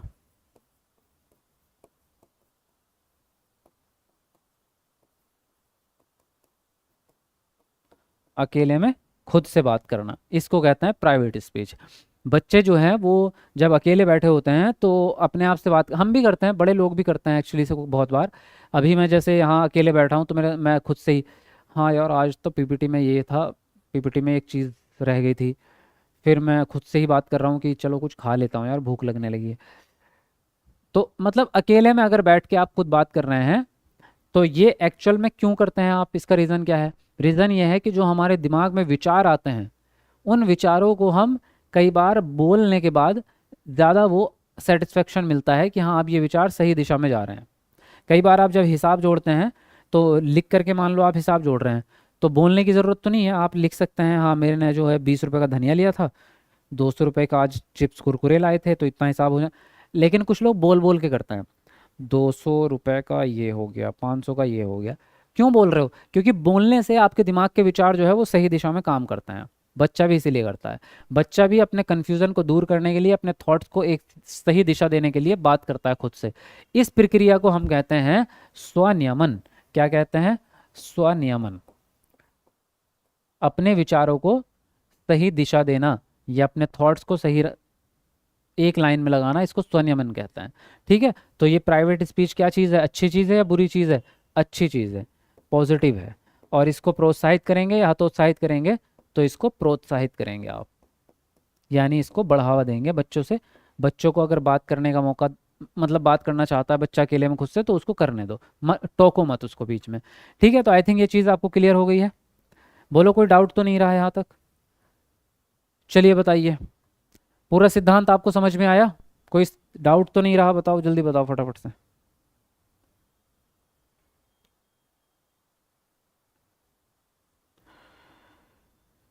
हाँ जी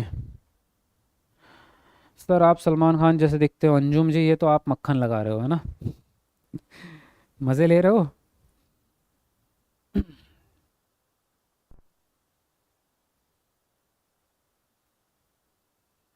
आपका एटीट्यूड सलमान खान से मैच करता है, अच्छा। चलो धन्यवाद, थैंक यू वेरी मच। वैसे ये बात मुझे पता है, मैं ही मज़े ले रहा था। चलो कोई बात नहीं, बोल लो। आगे बढ़ते हैं।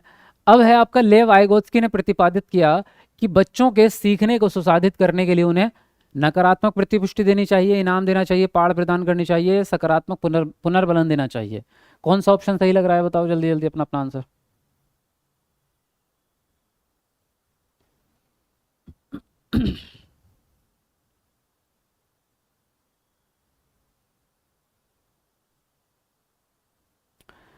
देखिए, वाइगोत्स्की के हिसाब से अगर हम बात कर रहे हैं तो बच्चों को सुसाधित करने के लिए नकारात्मक प्रतिपुष्टि तो नहीं देंगे आप, क्योंकि फीडबैक देना है तो पॉजिटिव भी दो, केवल नकारात्मक थोड़ी देंगे। इनाम देना निगेटिव टैग वर्ड है क्योंकि ये लालच है। पुनर्बलन भी निगेटिव टैग वर्ड है। और कॉन्सेप्ट के अकॉर्डिंग भी हमारा सी ऑप्शन राइट जाएगा। वाइगोत्स की पाड़ को ही कहते हैं भाई, कोई भी चीज़ बच्चे को सिखानी है तो उसकी मदद करो पाड़ के हिसाब से, पूरी नहीं आंशिक रूप से मदद करो, तो सी ऑप्शन आपका सही हो जाएगा।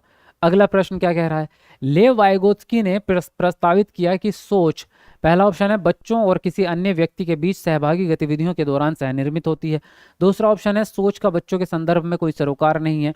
तीसरा ऑप्शन है तब घटित होती है जब उत्तेजना और प्रतिक्रियाओं का अनुबंधन होता है। और डी ऑप्शन है कि सोच का भाषा के विकास में कोई संबंध नहीं है। बताइए कौन सा ऑप्शन यहाँ पर सही जाएगा, सब लोग लिखेंगे आंसर।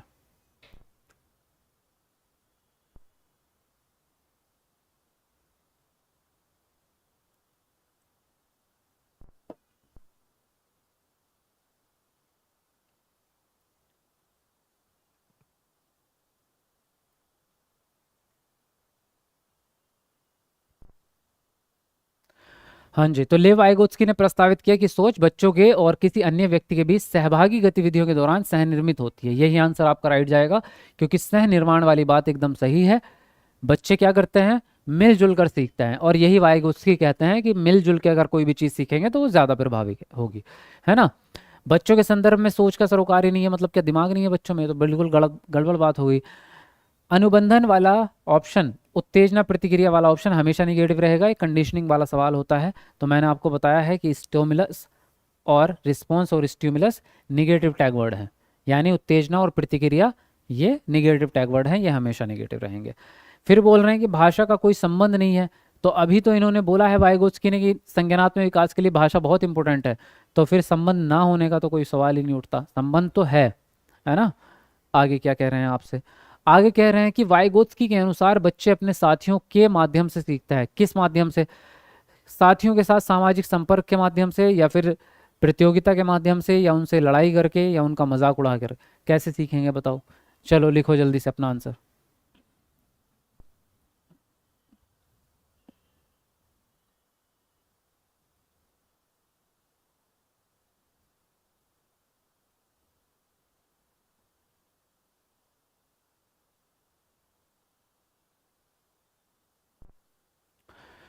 ये क्लास कितने बजे होती है, ये 7 बजे होती है जी।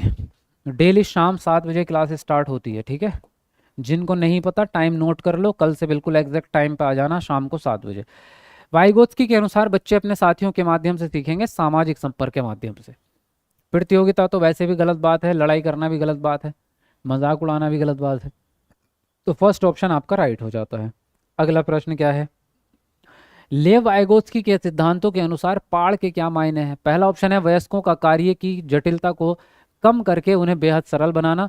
दूसरा ऑप्शन है वयस्कों का मदद की प्रकार व मात्रा में बदलाव करना। तीसरा ऑप्शन है वयस्कों का बच्चों को किसी प्रकार की मदद देना। और डी ऑप्शन है वयस्कों का बच्चों को विभिन्न प्रकार के इनाम देना। तो बताओ इनमें से कौन सा ऑप्शन आपका सही जाएगा, सब लोग लिखेंगे आंसर।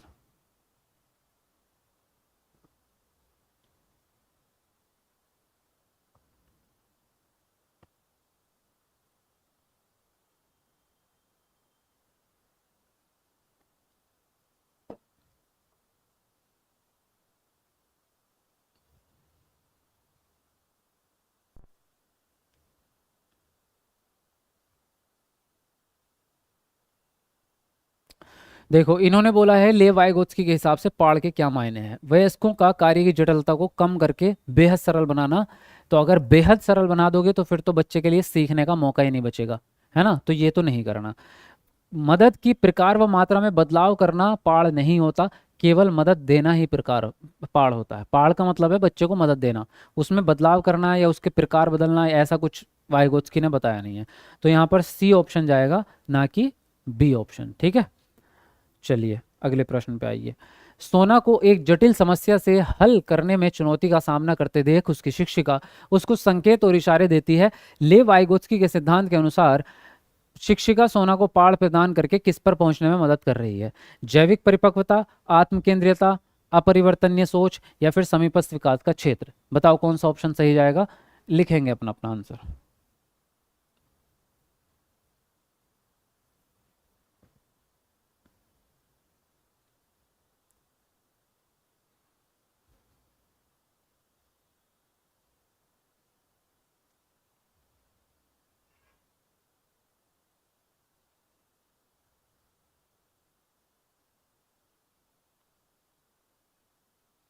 हाँ जी, तो देखो पाड़ देने का मकसद क्या होता है? पाड़ देने का मतलब है कि बच्चे को अगला स्टेप सिखाना। बच्चा जहाँ अभी है जिस लेवल पे, उससे अगला स्टेप सिखाना। और अगला स्टेप सिखाने का मतलब क्या होता है? अगले स्टेप को हम क्या कहते हैं? समीपस्थ विकास कहते हैं। तो आंसर राइट होगा आपका डी ऑप्शन, है ना। वैसे भी देखो ये दोनों चीज़ें तो, तीनों ही चीज़ें जीन प्याजे से संबंधित है, वाइगोत्स्की से रिलेटेड है ही नहीं। तो वैसे भी आप छांट सकते हो आंसर। और कॉन्सेप्चुअल तरीके से भी पाड़ हम इसीलिए देते हैं ताकि बच्चे समीपस्थ विकास के क्षेत्र को पार कर सके, ठीक है।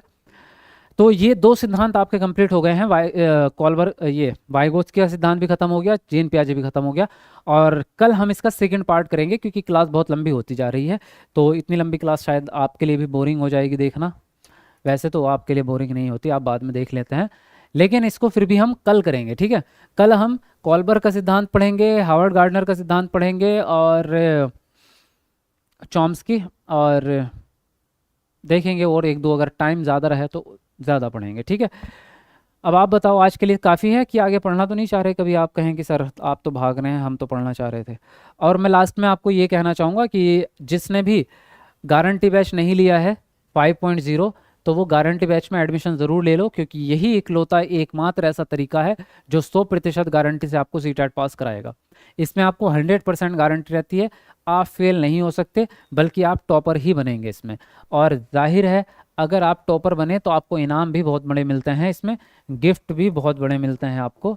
और अभी आपको इस पे ऑफ़र भी चल रहा है, तो आप कॉल कर लेना एकेडमी में, ये एकेडमी के नंबर हैं। हमारी टीम आपको पूरी बात समझा देगी किस तरह से आपका एडमिशन होगा, ठीक है भाई। कुछ और कहना है किसी को, कुछ पूछना है तो जल्दी से पूछ सकते हैं आप।